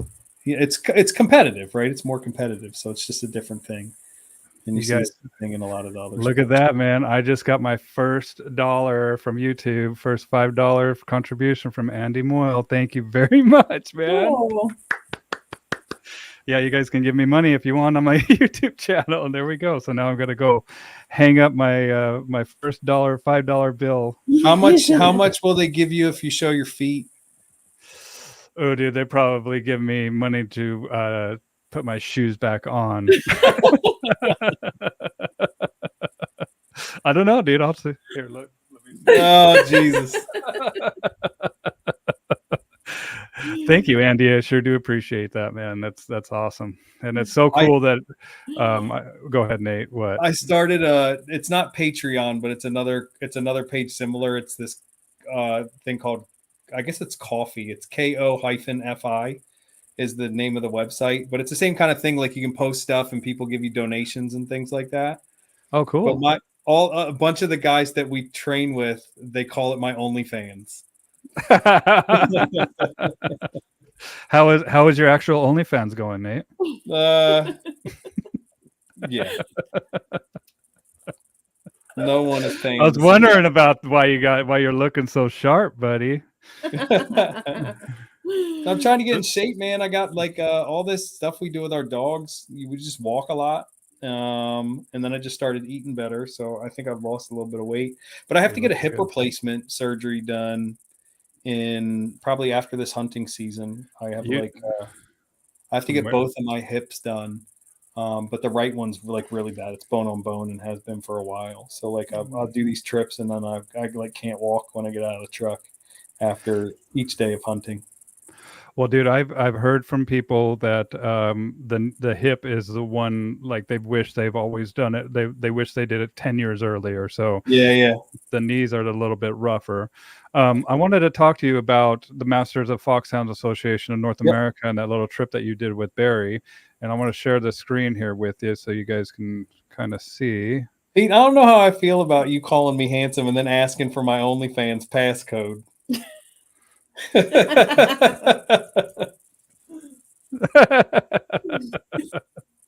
Come on, man. We're all friends here. We're all friends. It's okay. All right, let's see here. Dude, this is so freaking cool, man. I saw these pictures and I was like, oh man, I'm about it. So how many these dogs are? There's the Beagles. Yeah, so what's cool is like these guys all have like these fancy outfits, and then the guys in red were the Foxhound folks, and then the Beaglers, I don't know if there's a technical term for them, but the folks that had the Beagles, there's Barry. Folks that had the Beagles wore green jackets. Okay. So they were cool. Yeah, this was like a sled dog group that they had there that was pulling that golf cart around, I think. Well, and I want people to notice. So I posted up this post about harnesses that went viral, and if you guys can see, there's no restriction of movement on the shoulders of these dogs, right? And so that was my point. Like the harnesses that go across the shoulders, they inhibit that movement, and it can influence the dog's gait even after we take the harness off. So here's a good example of the sled dogs. The one that's on the left side of the picture, you can see how it crisscrosses down the back. Yep. So there's a lot, the way those things are made, those harnesses, and then like real weight pull harnesses are made to distribute a lot of that weight just across the front of the chest, really, right? So it's in line with their sort of center line. And it just helps spread that load across the body. And some of the weight pull harnesses, they even have like big padded parts that go over the neck, so that even more so, it's just kind of spreading that load around. And they're pulling this golf cart back here, it looks like. Yeah. Very cool. Got some. Did they do the little towel on the rope thing? Yeah, they had like a lure course thing. So they did a lurcher race and they did a terrier race. And the little terriers, man, they put them in this tiny box with a plexiglass like thing in front of them that flipped up when they let them run. And those dogs were trying to chew their way out of that box to get at that freaking rag, man. They were insane. I've seen it. Those dogs are nuts. Oh, cool. Look at this. Yeah, so that falconer was there. That was the coolest picture I felt like of him and a bird. He had a couple other with him. I guess that's some kind of owl or something. I don't know. Looks like we got a border terrier. Or There were a couple border terriers there, like nice ones, like correct size. Yeah, like this guy is a obviously good looking dog, actually man. did work. You know, Yep. like you see some people have border terriers, and I'm like, man, that thing looks like it weighs about 60 pounds. They were bred with the sausage. It's like we had some bite work going on there. Some looks like a cop. Yeah, I think the guy on the left, I believe his name was Tim. He runs a company called Detection Canine, and he does like residential detection stuff. So like for like parents or businesses or halfway houses, like those sorts of things. So he does like private detection work for people.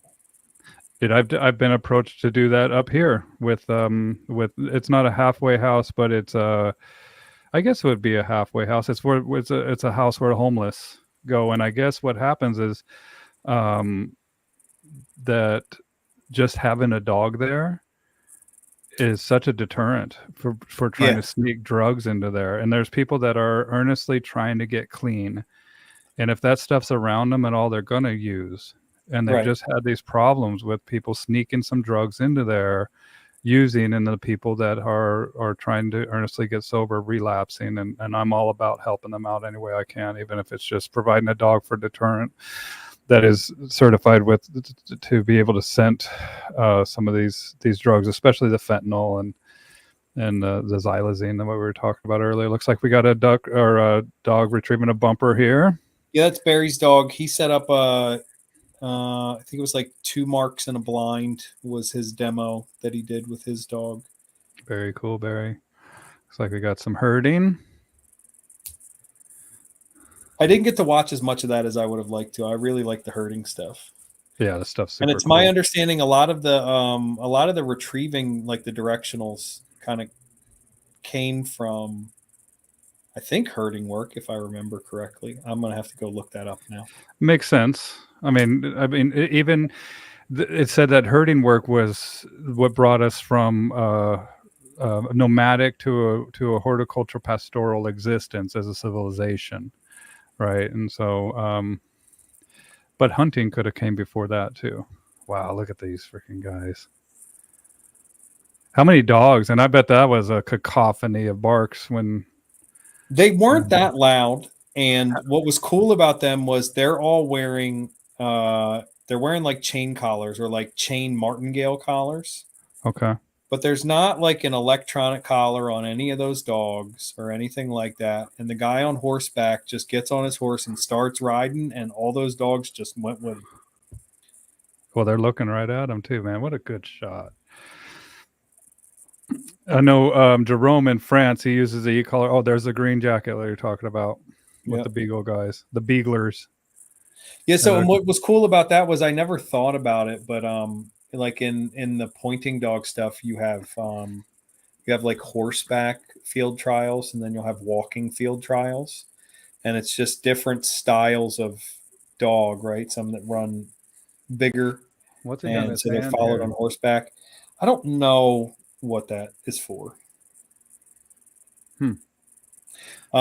And then so for the hounds, it was the same thing, right? Like the foxhounds, they follow them on horseback, and then the beagles are like the foot hunting hounds, which was cool. That was the pond where they did the retrieving demo. And then that was us talking before we started our pointing demo. A little drone shot or something. Yeah. Very cool. So what is this? Is this just so like the Masters of Foxhounds Association is an organization that does these foxhound hunts. They I think have a lease for the property where that Dog Days event occurred.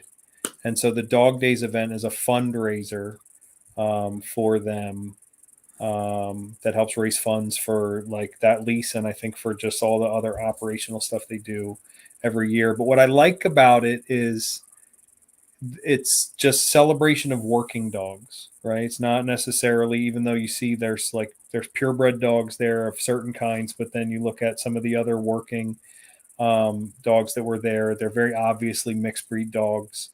And so they're just trying to have an event that sort of showcases and honors working dogs.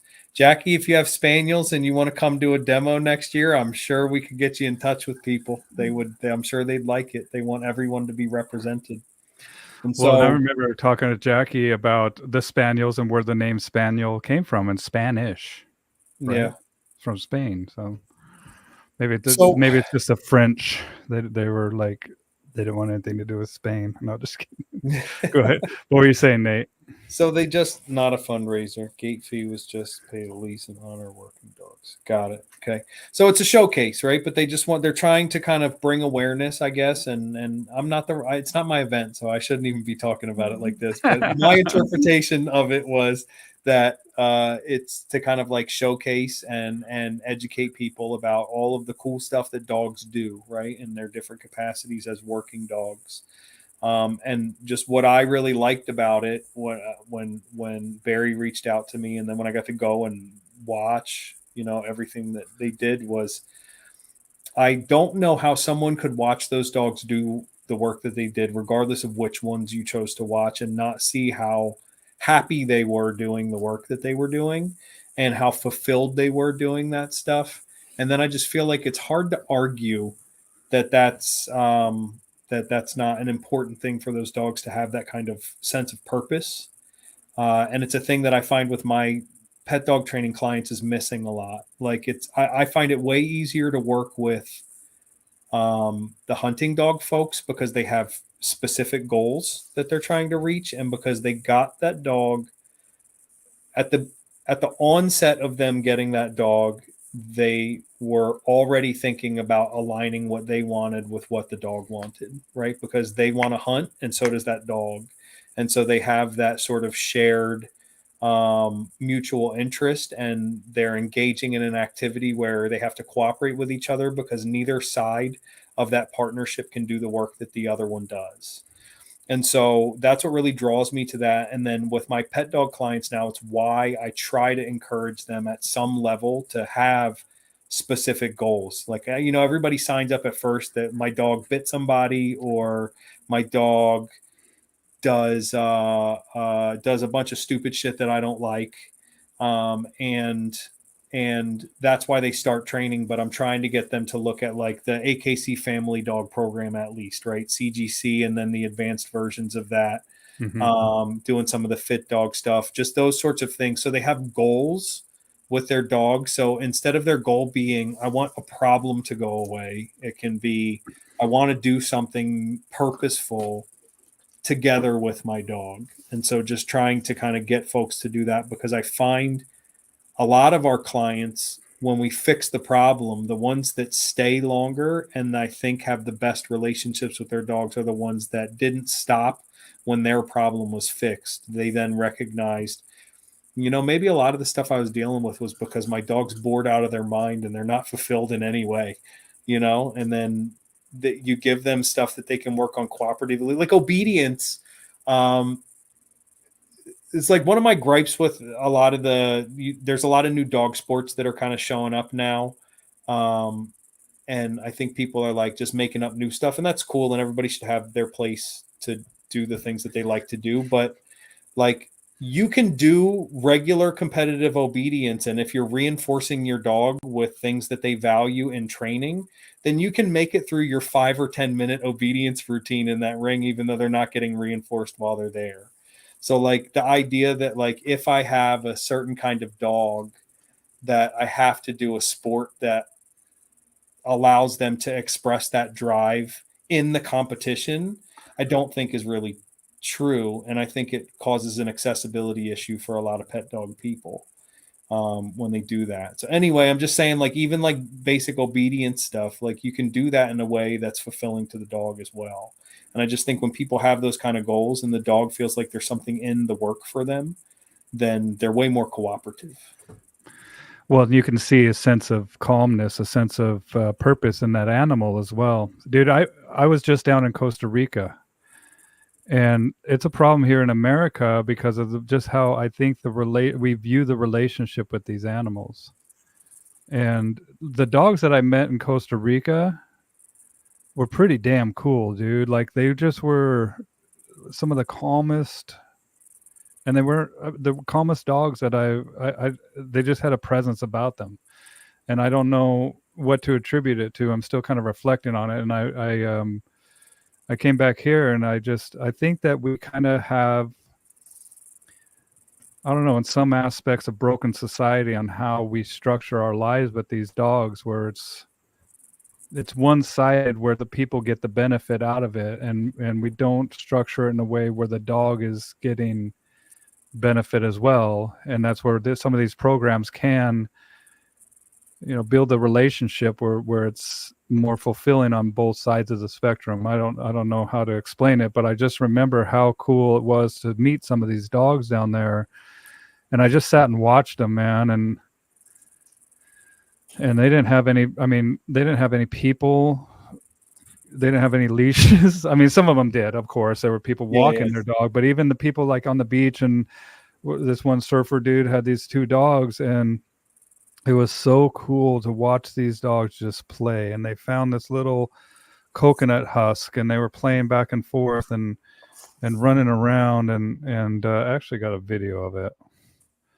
But great point, man. Just like Linda says, that's a brilliant way of looking at it, right? It's like we've lost the purpose of some of these dogs, and I tell my clients the relationship, that the whole dynamic of dog ownership has changed dramatically in the last 150 years. And yeah, it sounds harsh when people say it, but like I won't own another dog that doesn't have a job.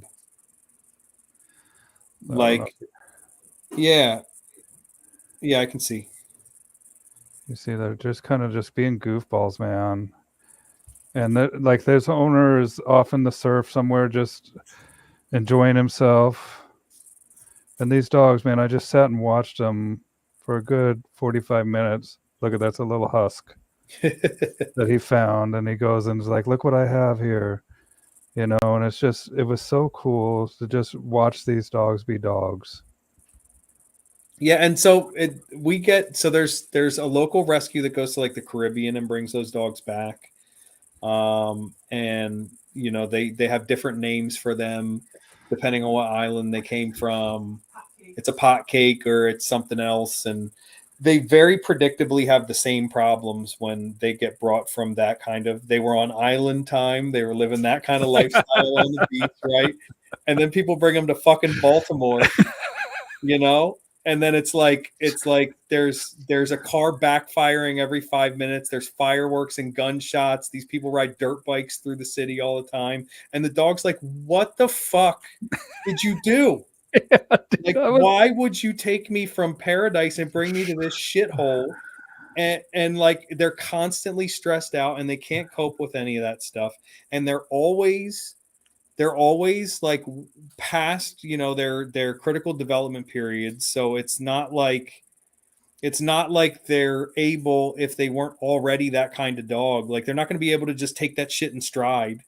So it's like, how do you tell a person that they did a terrible thing for this dog that they love so much, like removing them from that place and bringing them to this sort of environment? It's just not, like, objectively, if you take a step back, that dog's life is not better.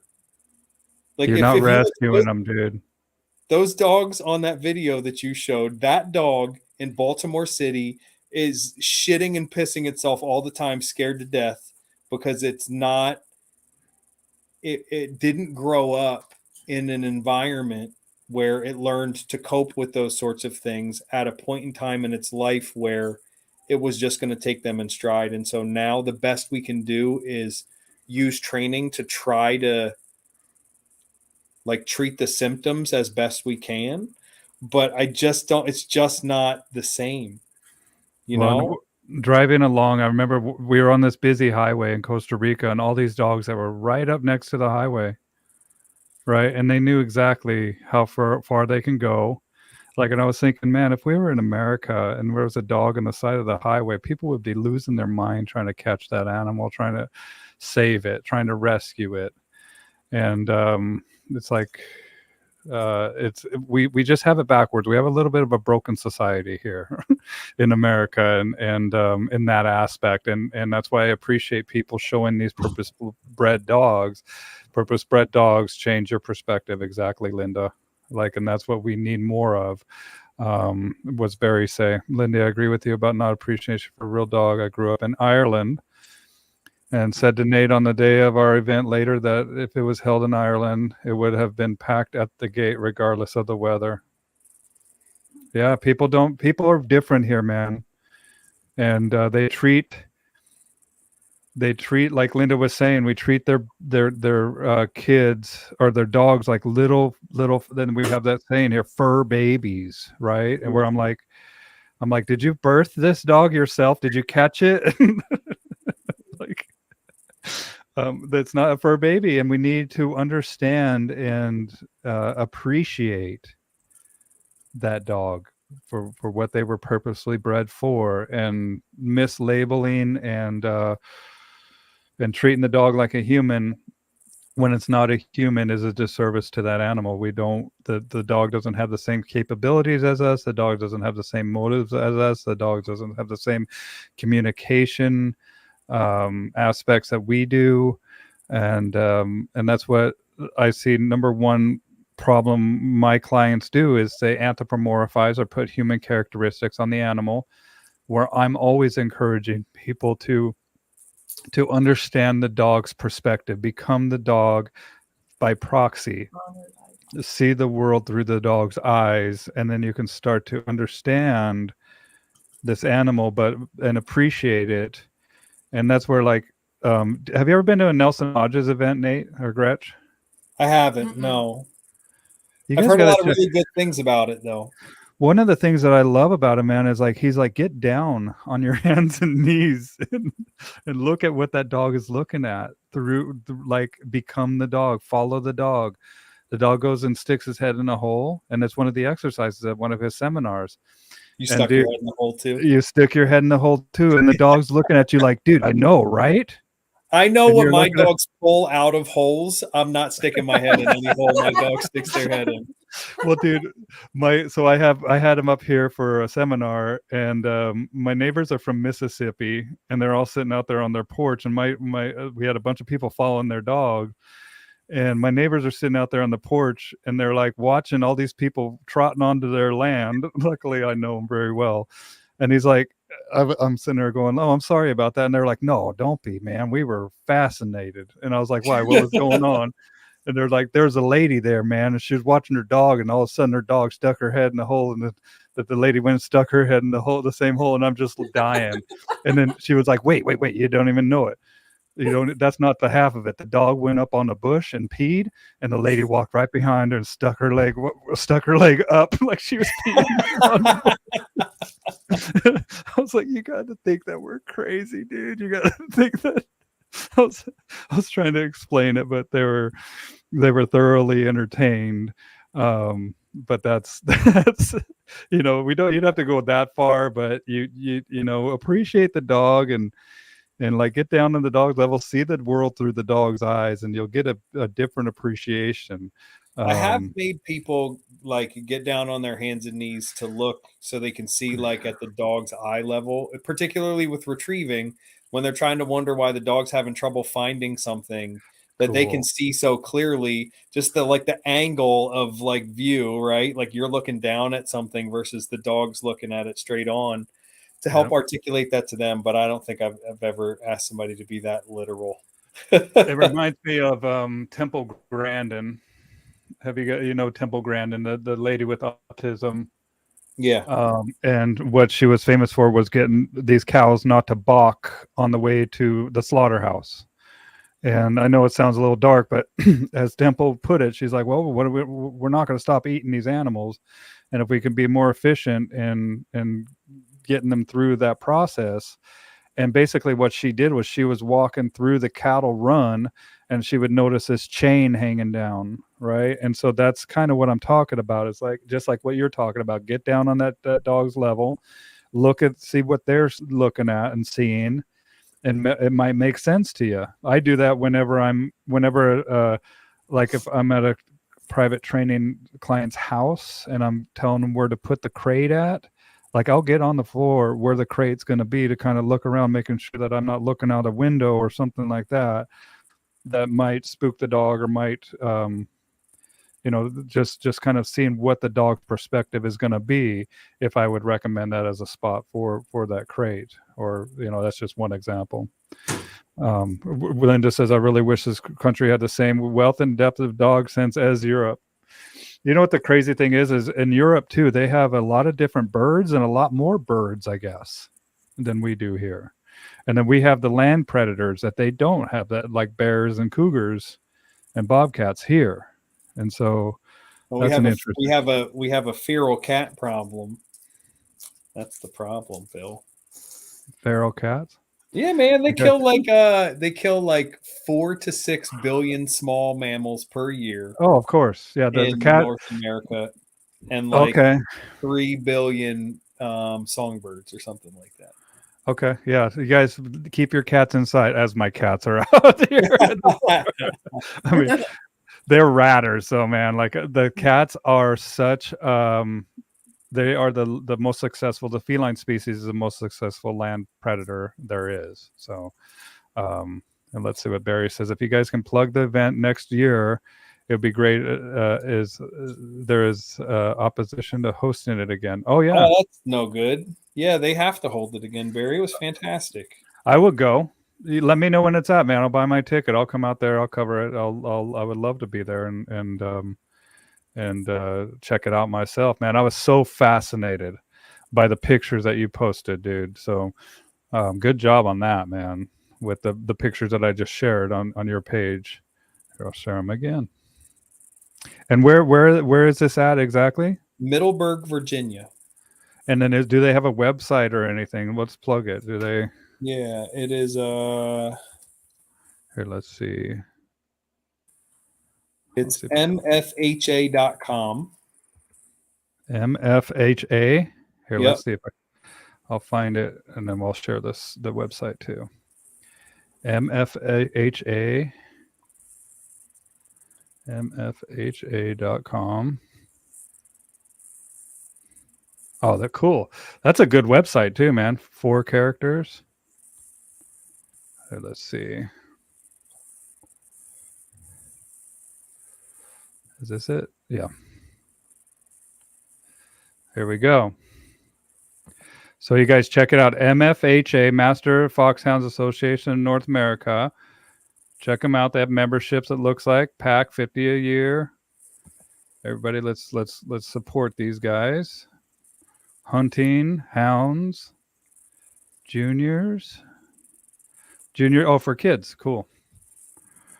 Courtside, conservation. Very cool. MFHA. I'll put a link in the comments below. Formed in 1907. 116 years. Core values, sportsmanship. Advocate the best practices in sport, mounted hunting, horsemanship, and competition. Excellence. Here, let's zoom in here. Uphold the high standards of foxhound breeding, care, management, support research for improvement of hound and horse health. Inclusion. Welcome a diverse, multi-generational membership of fox hunters and supporters. Empowerment. Enhance education and communication about hounds and mounted hunting, land and habitat preservation to the membership and the community. Fantastic. Awesome, man. Now, the other thing that I wanted to touch on before we do go is that you did go to Silver School. And what did you think about that, Napopo Silver School? And then you also got your gold. You graduated one gold class. Yeah, I have 2 more to do. Okay. I have 2 more gold schools to do so that I can. I think that's what was required to be a multiplicator. But Yes. Silver School was. I think I spent the first day pissed off because. Yes, that's like the terminology, right? Was like I was really getting hung up on like the terminology that was used. So I had to kind of do like in my head, a crosswalk table. Like when they say this, it means this in the language that I would be currently using. Right. So there was a little bit of that. The other thing that you see with, there were a lot of gold multiplicators there. And I would say that everybody kind of has their own interpretation of the material and the way that they would present it. And so you got to find, just like when you're hiring a dog trainer, you could have two people telling you the same thing, and you just, one of them sinks in and the other one doesn't. Like the number of times I took clients of mine to like Dave Cochran's place, he was teaching an obedience trialing class that I had some of my clients go take because they were going to do obedience trials. And then, some of them have attended some of the stuff that Linda teaches. And I learned like most of the stuff that I know from Linda. So I would say stuff to them, and then, I'd repeat it every week that I saw them for however long I saw them. And then they would go to Linda and she would say the same thing. And then they would act like it was this knowledge bomb that they, never heard before. And I'm standing in the back, like ripping my hair out and like I'm cussing under my breath because, it's all stuff that I said to them before. So there's some of that too. Like I tried to participate in a study group one night, and it wasn't helpful for me, but it seemed to help a lot of other folks. And then I took my first test, and I missed a couple questions. We had like a second practice test, and I did better on that one. And then by the time I took my actual test, I think when I went up and got my certificate, Michael leaned over to Bart and was like, "Can I tell him?" And Bart said no. And then I'm like, well, I don't know what the hell's going on now. And so then I'm eating dinner the last night we're there, and Bart leaned over and he was like, "You only missed 1 point on your last test." So that was He's pretty the cool. only one to do that too. So Yeah. Nerd. Yeah, total nerd. So that was cool. And then, and Gold School was a really good experience too. I had a small group of people. Jacqueline was there with me. She's another Napopo gold multiplicator. And so I've, now that I know her, I follow a lot of her stuff, and she's a trainer that I really admire a lot. She's put stuff out with a little white dog she was working with that was really impressive recently. And then I'm looking for different folks for these other ones. We need to take a trip to Germany, so I'm trying to see if I can kind of finagle maybe going to see Jerome in cool, France, man. while I'm also in Germany. And then I don't know. I got to think about a couple other places too. And then I've been hounding Barry about his. Me and you have talked about you doing Gold School too. So Yep, it's coming up, and yeah, I'm working. Go ahead. I said I just had a couple speed bumps that I've gone over, having nothing to do with dogs or anything else, but that took priority over working. But now that those are in the past, I'm working on I have a couple helpers here that are helping me get this place ready, and it's hard to hold a class in the wet season in the Pacific Northwest. So I think that I'll be doing my gold classes back to back in the summertime, where people can actually camp out here on the property or get a space that's close by. And I want to do my classes are definitely going to be the art and the science, where we do focus on a lot of the art of the training and making this your own. And the good thing about the gold, and the biggest part about the gold, in my opinion, is the dogs.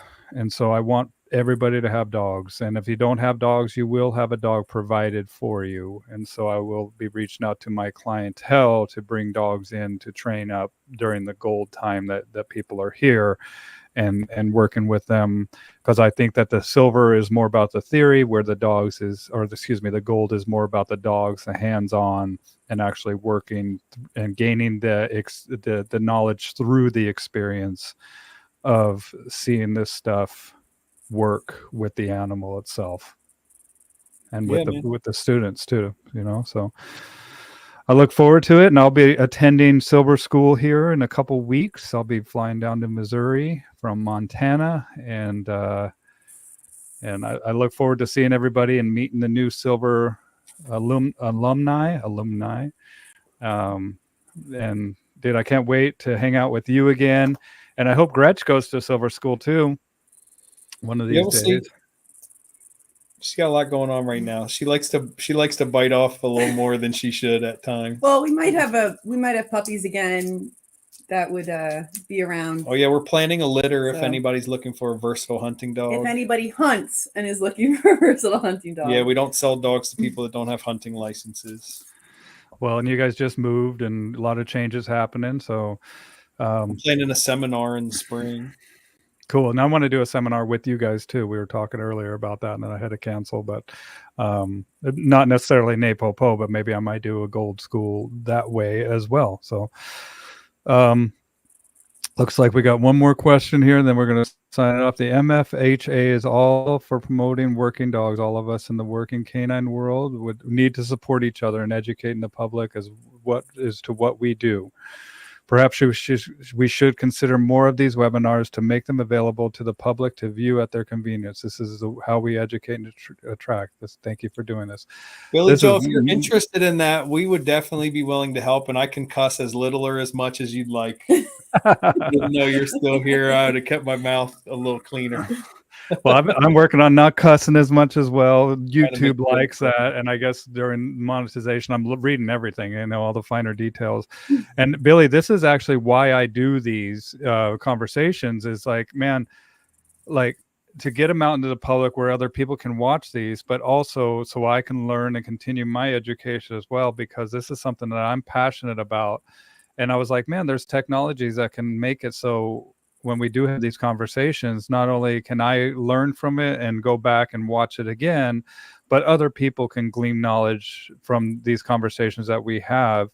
And at the end of the day, it's all about the dogs, man, right? And even if we're competitors in the same field or niche of dog training that we do, we still have the perfect excuse to cooperate. And that is these dogs, because the dogs that are not understood or in these rescues, and just like I was saying about the broken society here in America, about the disconnect of what the relationship should truly be like with these animals. That's why I do these talks, and so I appreciate you joining me, man. All this stuff, I think. Like the other thing that really drew me to that event and the stuff that's been floating around in my head since then is a lot of the stuff that you're seeing happening in other countries with tool bans. And then what you're kind of seeing a lot of times after the tools get banned and people aren't really able to train and control some of these dogs the way that they need to anymore, then people start questioning, well, does that dog even need to exist? And I think like that's the trend that we're seeing now is like we take away certain equipment or techniques or approaches to training, and then that makes it a lot more difficult to get done what we need to get done with some of these dogs. And then people start questioning, well, like, why do you need the dogs to do those things anyway? And here we have like a lot of disjointed groups, like even in just the versatile hunting dog world that I'm in, there's NAVDA and there's JGHV and there's the Versatile Hunting Dog Federation, VHDF, right? And so there's all these small groups, and then there's all these other hunting organizations, and that's a big group of people that can lobby for hunting rights here, right? They can also lobby for tool use. And so like, we can make partnerships, I think, that are really advantageous to everybody involved when we do that stuff. And like that, the hounds, those are the dogs that people are going after right now in this country. Is laws around hunting with hounds are a really hot topic in a lot of places. And so I think just kind of like starting to form cooperative relationships with these other organizations, even though like I've been on a horse twice in my life, and I think that that's plenty. Like I'm totally everything that these folks are doing, and I think that we can support each other. And I just think that kind of stuff is becoming increasingly important. The other thing, like our club is having trouble with some of the grounds that we need to hold tests. And so we're actively looking for other places to hold those things. And so, it would be helpful for us to be reaching out to other people that do similar stuff, like some of the grounds that they use for retriever trials or pointing dog field trials that we're not currently using might work for us. And so if we're all talking more, I think that everybody could kind of help each other a little bit. So that's really what I'm hoping to kind of start doing over the next year in particular. So Yeah, we need to band together, cooperation. Exactly. Very true. Agreed. Awesome, Nate. Well, Nate's my good friend. So is Gretch. And dude, I think you've been on one of the spaniel training trail grounds that are also challenging. Our world is getting smaller. That's right. That's why we need to come together and cooperate, communicate, love one another, and with love, compassion, empathy, there's nothing that we can't discuss, even in the dog world. And Nate, I look forward to another conversation with you, man. I'm sure you're going to be on. You've been on, I think most I've ever had anybody. So you're my buddy, dude, and I like these conversations that we have, and I look forward to the next one, man. So stay there with Gretch, and then we'll say goodbye to everybody here. Thank you for joining us. Consider joining me on my Patreon page, on Nate's OnlyFans. For your coffee, send me a link to the coffee, or what is it called? It's dogsanddudesfeet.com. Sign me up.